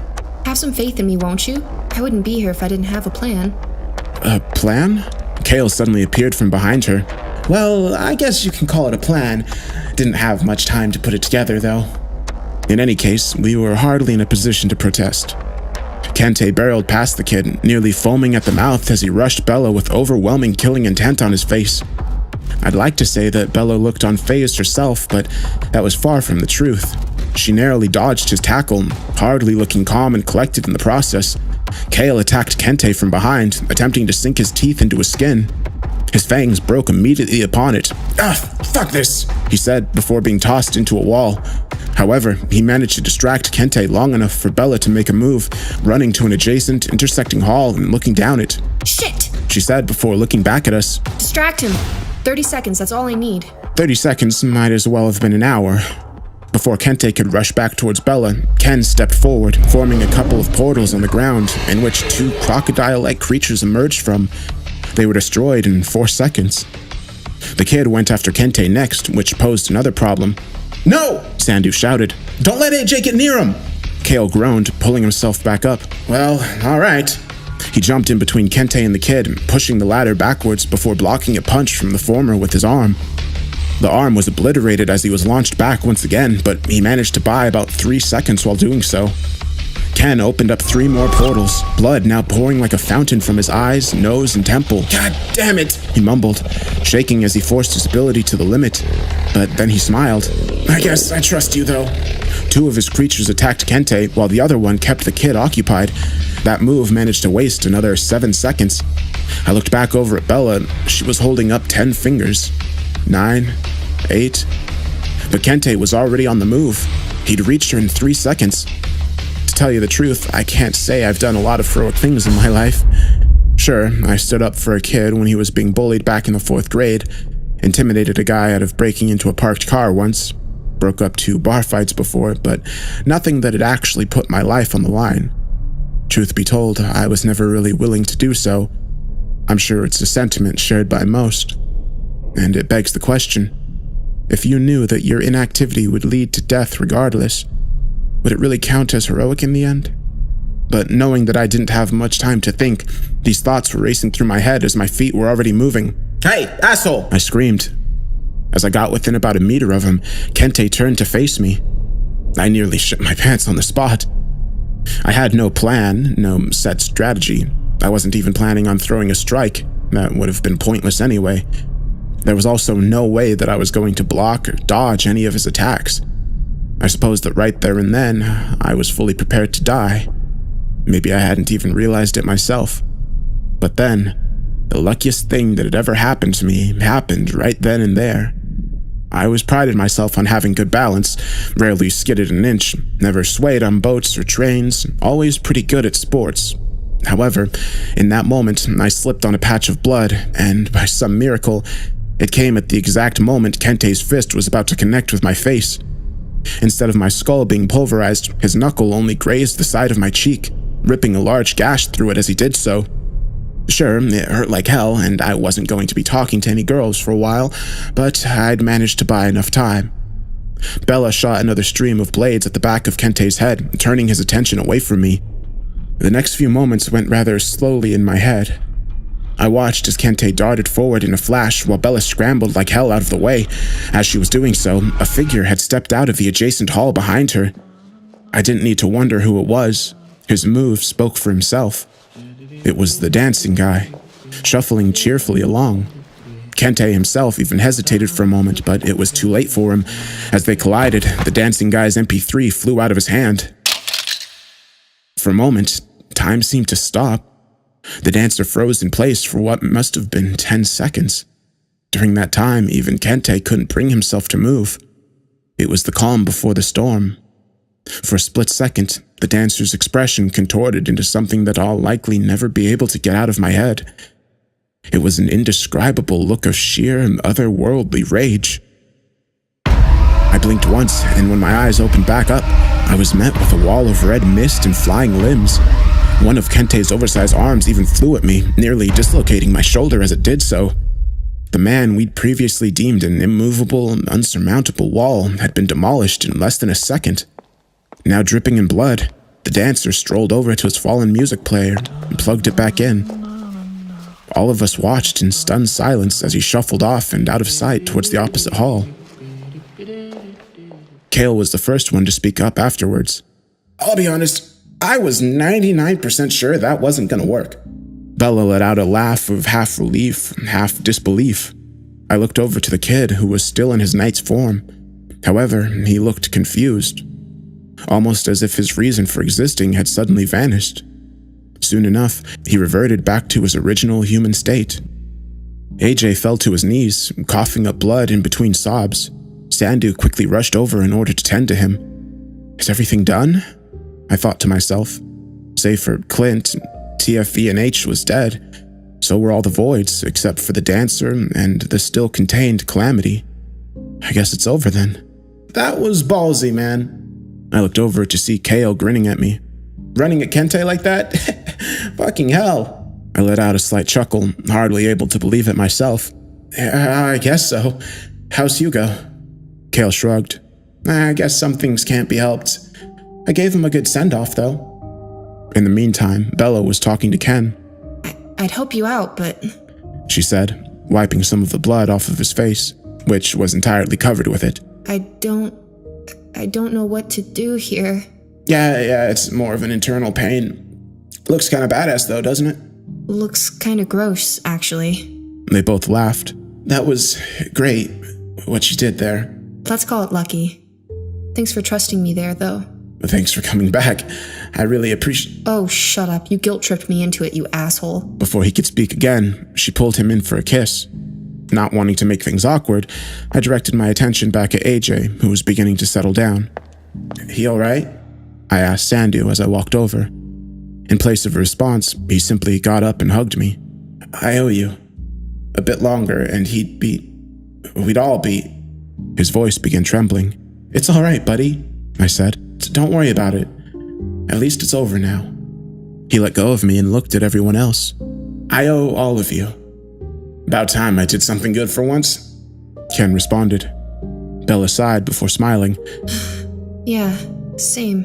That dickhead killed the first friend I'd made in a long time, Kale added.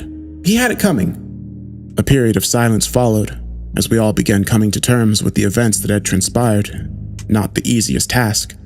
Aw, how touching. A familiar but completely annoying voice reverberated from behind me. I knew I'd forgotten about something. I turned around, seeing Adrian standing right there, wearing his signature stupid, smug smirk. Who the fuck is this? Kale blurted out.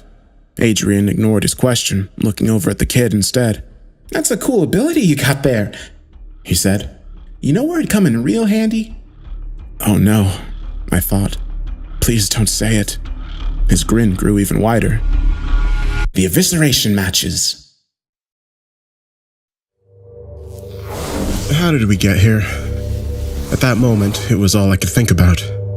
As fun as this all has been, and it certainly has. Jeez. Adrian laughed to himself. I almost forgot what I came here for. This coke is deadly sometimes. There's no way. Don't even say it. Sandu cut him off. Adrian raised a brow. Yeah, is that so? Look, I get this whole guardian protector role you're trying to play here. It's commendable, really. And I'm sure the kid's been through a lot, but... His lips curled into a malicious grin. I've been through a lot as well. You know what I've learned? This kid's gonna croak if he keeps hanging out with you. He's strong, sure, but he can get a lot stronger. You guys got lucky against Kente. It won't happen every time. You don't want that, do you? You literally want to send him off to death fights on some godforsaken planet. What are you talking about? I interjected. Adrian groaned. Oh, why don't you just shut up? Just shut the fuck up! As much as I hated to admit it, the sound of him raising his voice caused me to go quiet. There was a powerful aura surrounding him, like a switch in his demeanor that would flip instantly and aggressively. In all honesty, my will simply wasn't strong enough to challenge him any further. Out of everybody there, I certainly was the weakest. Look, Ken said, stepping forward. I have no idea where you crawled out from, but we kinda went through a lot just now trying to protect the kid. We're not gonna let him go just like that. Adrian clicked his tongue. I don't like getting my hands dirty, but... He moved in a flash, rushing towards Sandu with startling velocity. However, his strike was intercepted by Kale at the last moment. Shit! Kale muttered, holding Adrian's fist back. How is this guy strong as well? Adrian struggled for a moment before breaking Kale's wrist and slamming a palm into his jaw. He went back at Sandu, only to be stopped again by a stream of blades from Bella, shredding his right arm as he blocked it. Why are you people so hung up over this kid anyway? Are you an idiot? What kind of question is that? Ken said, stepping forward. With his caked-in, dry blood, he looked as if he was about to pass out at any moment. Still, he offered a challenge. I couldn't live with myself if I let a freak like you get near him, he said, before opening up another portal. This guy's one of my favorites. Glad he's still around for you. A massive skeleton with bits of charred flesh dangling off its oversized bones emerged from the portal. It revved up an equally oversized chainsaw before charging at Adrian. What the fuck? He barely got the words out before he was forced to evade certain decapitation. He bobbed and weaved away from the devastating blades before eventually taking a few nasty cuts. At the same time, Kale was back on his feet, giving Adrian further trouble on top of it all. Bella soon joined in, forcing his back against the wall. He spat before leaping into the air and obliterating a good portion of the skeleton's skull with an elbow strike. It's not enough. The skeleton grabbed him by the neck and thrashed him onto the floor. As he struggled to pull himself up, Kale swooped in and knocked him back down. About time to give up, don't you think? He grinned. Adrian spat out a good amount of blood. You really don't want that. He bolted up, drilling his head into Kale's chin before launching himself headfirst at the skeleton's torso. I figured it out! He screamed. I just need to get rid of your fucking arms! He did just that, snapping both of the skeleton's elbows at the joints, causing it to drop the chainsaw. He was about to go for the killing blow when a stream of Bella's shards hit one of his eyes, blinding him. Fucking bitch! He shouted. The skeleton capitalized on the momentary distraction, kicking him into a wall. Safe to say, things were not going Adrian's way. He looked up as Kale, Bella, and the skeleton began converging on him all at once, his expression still rife with frenetic, concentrated rage. However, it didn't linger. Soon enough, he began smiling. Okay, all right, he said, holding up a hand. You can't say this was a fair fight, but you got me. Damn, I thought I was tougher than this. He stood up, the grin still plastered across his face. I guess time for plan B. What the hell does that mean? Ken asked. Well, I gave you a hint. You're not going to like this. From his pocket, he pulled out some kind of clunky switch wrapped in a mess of wires. I'm releasing the big boy, the Calamity. The hairs on the back of my neck stood up. Kale began stepping forward, but Adrian held his hand out. You're nowhere near fast enough to get to me in time. He suddenly looked over to Bella, who was visibly itching to spray him with some more blades. You two? Don't even fucking try it. Don't you know how stupid of an idea this is? Ken said. Okay, Prof. Lecture me some more. I mean, you guys brought this onto yourselves. I had a simple request. He let out another insane laugh before abruptly going serious. Last chance. I mean it. Nobody moved. In fact, nobody said anything at all. We were all at a loss for what to do. How could you have figured out how to release it? Ken finally spoke up. You're bluffing. Yeah? Well, you're pretty fucking annoying. He flipped the switch before dropping it on the ground. I'm a fucking genius, he said. I can do anything. As Adrian continued to grin with malicious anticipation, the rest of us waited in tense silence for what felt like 5 minutes, but nothing happened. Ken broke the silence. You know, when people bluff, they usually don't go this far. Adrian's face contorted into a confused rage. Give me a fucking break, he spat out. All this work for nothing? He took a glance over his shoulder. Nah, this is bullshit. I'm not an idiot. Like a bat out of hell, he took off down the opposing corridor. He's checking the panel, Ken said. That's right. I thought to myself. The panel was the only real way we could confirm whether or not he was really bluffing. Truth be told, none of us had any idea what the calamity could have been. We all just assumed it was going to be some colossal monstrosity of a creature that was going to be bent on imminent destruction following its release. But we didn't know. Perhaps the danger it posed was more esoteric, something non-direct. We should go see for ourselves, I spoke up. At this point, whatever happens is going to happen. It didn't take too much convincing. Ken created another portal, pulling the skeleton back through it. With a fog of demise looming in the air around us, the 6 of us began making our way. The only thing left to do was to confirm our fate. When we got to the panel, we were met with an unfavorable sight. The light was yellow. Escape in progress. Not only that, but a trap door had opened up in the floor to the side, with a set of stairs leading down it. Adrian was right there, leering down into it. What'd I tell you? He said. I'm not an idiot. Well, what the hell are we gonna do now? Ken asked. Go down there, and then what? Tame it or something? Tame it? Die? Well, we'll see what happens. It's not like it matters anymore, unless you want to give me the kid. Sandu didn't budge. Adrian scoffed. I'll be honest, I was planning on releasing this thing regardless. You can't just keep something like this all locked up, you know? His remaining eye was wide with excitement as he said it. He looked back at the trapdoor. The great unknown, huh? He muttered before bolting down the stairs. Should we have stopped him? Kale asked, as Adrian disappeared into whatever abyss was waiting for him. I don't know, Ken responded. Would there have been a point? A long period of silence followed. It could have been an hour, maybe close to 2, but regardless of the time, nothing happened. No giant creature bursting out from the floor, no portal sucking us into hell. Well, one thing did change. The light on the panel turned from yellow to red. The calamity had escaped. But that happened a while ago. Adrian never even came up. Safe to say, we were at a loss for any kind of explanation. So what now? Do we leave, or... It feels weird leaving it like this, doesn't it? Kale said. I guess. Ken added. Don't really know where else to go from here, though. Well, there is one option, I said. It was an instinctive outburst, something I was hardly thinking about myself. Yeah, and what is that? I gestured towards the open door. We could go down and see what happened for ourselves. Ken blinked a few times in disbelief. Are you fucked in the head? Was I? It was a fleeting thought. Aren't you curious? I asked. About what they've been trying to contain this whole time? Ken laughed. Well, I never wanted to be here in the first place, so it really doesn't matter to me. But if you want to go, then make it quick. I'm sure this place won't be quiet for much longer. I stopped myself for a second. Is this really what I want? I thought to myself. I didn't really know, yet there was some kind of strange impulse driving me forward. Maybe there was never a calamity in the first place. Kale spoke up. What if it was just a scare tactic? That theory could have held some weight, but it didn't answer the question of what the hell happened to Adrian. Oh, it exists all right. A new voice came from behind us. We all turned around, already on edge from everything that had happened before. But it was Clint, still bloody and beaten from his bout with the warden. Clint? Ken grinned at him. Jeez, you're still alive? Nassar and I made a bet about whether or not you were going to survive. I can't really collect now since he's dead, though. Yeah?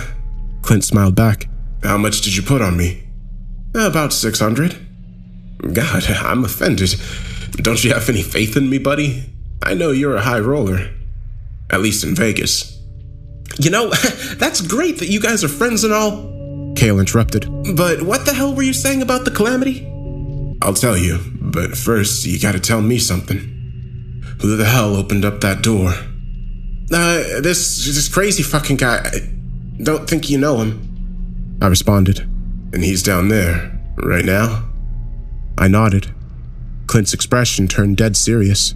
God damn it. He muttered. He drew a handgun from his belt and began rapidly descending the stairs. The rest of us looked at each other in confusion before quickly following after him. It was a longer journey than I had anticipated. It really begged the question of why such a lengthy set of stairs was constructed in the first place. Once we got down there, we found ourselves in some kind of laboratory, with dusty monitors and haphazard stacks of documents strewn everywhere. At the very end of the lab was a metal door that was wide open. We could see Adrian standing inside the room that it led into. I couldn't really tell what he was doing at first. It kind of just looked like he was standing still. And then I realized that's all he was doing. He paid no attention to us. He was simply staring ahead, although I couldn't quite see what he was staring at. At first, that is. Whatever you do, do not look inside that damn room, Clint shouted at us. He said it just a little bit too late. I don't know how I can describe what I was seeing. On the surface, it's simple. There was a monitor. Adrian was simply staring at a monitor. But what was on that monitor was tougher to explain. It was an amalgamation of incomprehensible shapes and figures, shifting and moving in ways completely alien to human perception. And then there were the colors. Colors I'd never seen before in my life. Colors that I'm pretty sure didn't exist. In that moment, I could feel my mind fading, my sense of self dissolving into the void. I was utterly transfixed on whatever the hell was on that monitor. I could feel some kind of strange pleasure overwhelming my senses, but at the same time, I was trying my absolute hardest to look away. My emotions were utterly conflicted, which only worsened the already perplexing situation. I was eventually snapped out of it after some unknown duration. I remember jumping at the sounds of multiple gunshots before feeling a debilitating migraine and experiencing fleeting moments of blindness. I bent over in pain before blinking a few times and looking back up to see Clint carrying Adrian's limp, bullet-ridden body with the door to the room now shut behind him. As soon as he was done with that, he pressed his back against the wall, eyes wide and breathing heavily like a child who'd just seen a ghost. What the hell was that all about? What the fuck is wrong with you? Ken asked him. I guess nobody else had gotten a glimpse of the monitor, because they wouldn't have been asking that. That was the Calamity, wasn't it? I said, still mentally reeling from the experience. Clint looked at me and nodded. What? I could barely get the question out, but Clint answered regardless. Some things don't have answers. All that I know is that somewhere out there, in the vast expanse above us, there's something that we were never meant to see. Something that we cannot cross paths with. But if it's up there, then we shouldn't have to worry about it, right? What's with all this, and why the hell are we monitoring it? I asked. Clint sighed. Here's the thing. As soon as we found out about its existence, it found out about ours. In a way, we're linked to it. Every second that a human eye perceives that thing, it reciprocates that attention. If somebody looks at it for too long, then they're pretty much inviting it right over to us. I could hardly respond to this. I guess I should tell you all this part as well. He continued. It's already coming towards us. Best ETA puts it at around 19,000 years away. But after today, it's probably a lot closer now. He looked down at Adrian. This asshole just shortened humanity's lifespan by a couple thousand years. And then he looked up at me. I saw you looking as well, he said. Lucky I snapped you out of it before you went insane. You probably just cost us about 50 years as well. Okay, Cal spoke up. Not that I'm following any of this, but how are we stopping this thing from arriving? Clint let out a dry laugh. That's what they keep trying to figure out. Why they built this lab in the first place. It's funny, though. All of their research probably just brought it closer. Huh, Ken said. So, that's the deal with the Calamity? It wouldn't have been my first guess. Yeah, pretty whack shit, Clint said as he got up. Well, we better get the hell out of here. This place is about to be swarmed. Sure, but where the hell would we go? The moment we try getting off this island, we're getting shot at. Maybe it's better to take our chances here and explain the situation, Kale said. No fucking way we're staying here. Sandu, Ken, and Bella responded in unison. We better figure something out soon. Getting out of here is going to be tough, though. It's gonna be impossible. What? The island's already surrounded, and the cavalry's ready to pounce on any stragglers. They know about everybody who is supposed to be in here, and they're gonna hunt down the ones who don't get accounted for. He paused for a moment. In other words, you guys would be fucked. And then he grinned. If I wasn't here. He took out a bizarre-looking cell phone and dialed a number. Hey, I'm done. He spoke into it. Come and pick me up. Before we could ask any questions, a small blue portal opened up in the ground a few meters away from us. So you can do it too, huh? Ken said. Yes, sir, Clint responded. But there's no monsters coming out of this one. Moments later, a well-built man with a heavy mass of a beard who looked to be in his late 20s popped out. What the hell, Clint? Where's your own fucking transporter? Warden broke it. The man laughed. Oh, right. Well, how was that, by the way? What do you think, Pete? I almost died. I'm surprised you made it out at all. The warden's a tough bastard, and you brought company, huh? He looked over at each of us before gesturing towards the portal. Well, don't be scared. Jump in. There were a few more objections, of course, mostly from Kale and I. Kale was still clinging on to his identity as some reprehensible criminal who belonged in this place, while I was shitting myself at the prospect of jumping into some blue hole in the ground. However, everybody else was raring to go. I suppose they all had their reasons. The kid looked as if he was about to pass out, but he really didn't have a say in the matter.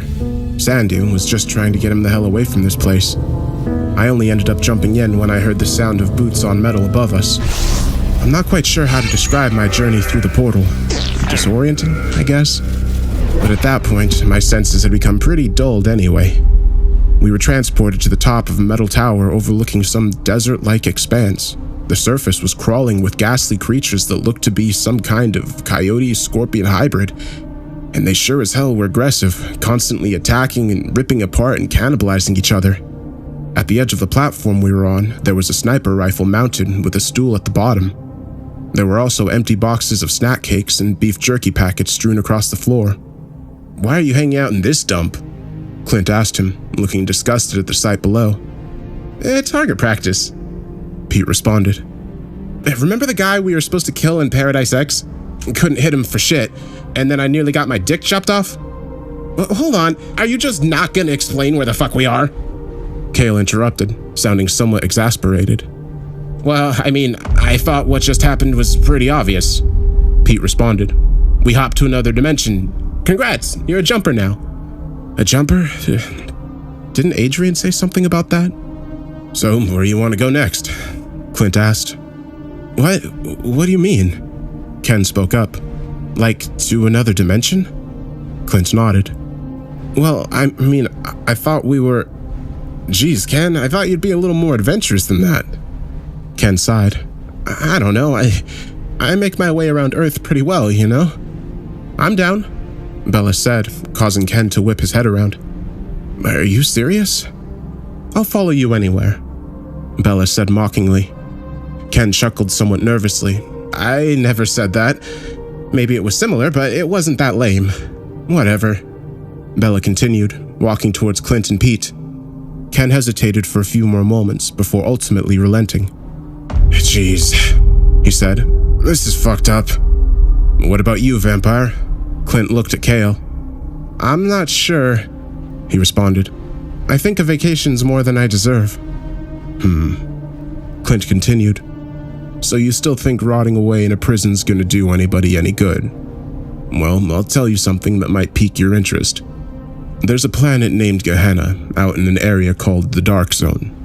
There's no rules there, no interdimensional government that has jurisdiction over it, and any task force they send gets obliterated. And trust me, there's some bad shit happening to innocent beings over there. Shit that makes your blood boil just thinking about it. It can't be helped, I guess. Nobody's coming to take out the bad guys and stop the suffering. He looked Kale dead in the eye. Look, you're not the strongest, but you're strong enough to make a difference. Not to mention, you can get even stronger. Don't waste your life.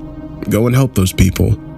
There's a militia of vigilantes called the Deliverance pushing back against the gangs and traffickers controlling that place. We can get you over there, and then you can go find them. Join them. And tell them I sent you. It took a moment, but Kale ultimately relented to the proposition. Even though he was acting reluctant, I could tell that he was glad. He had a purpose once again. Now, Clint said, turning to face us, what do we do with you guys? AJ still looked terrified as he clung on to Sandu. Geez, Clint, Pete said as he fired another sniper bullet down into the mass of creatures. You're getting kids caught up in your messes as well?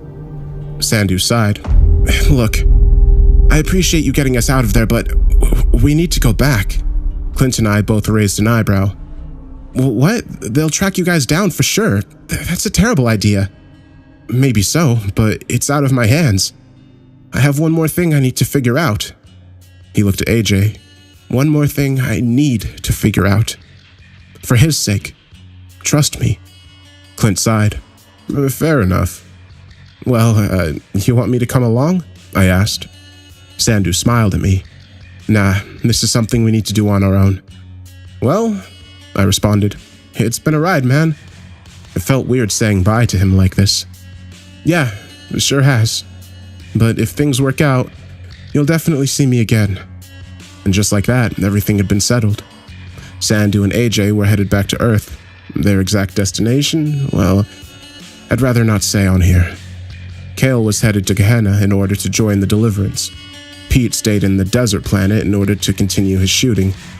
Once Clint had fixed his transporter, him, Ken, and Bella went off to God knows where. Well, to be more accurate, I went with them as well, but things got complicated pretty quickly and we got separated. So, where am I now? That's a long story for another time. But I think things will work out in the end. At least, I hope they do.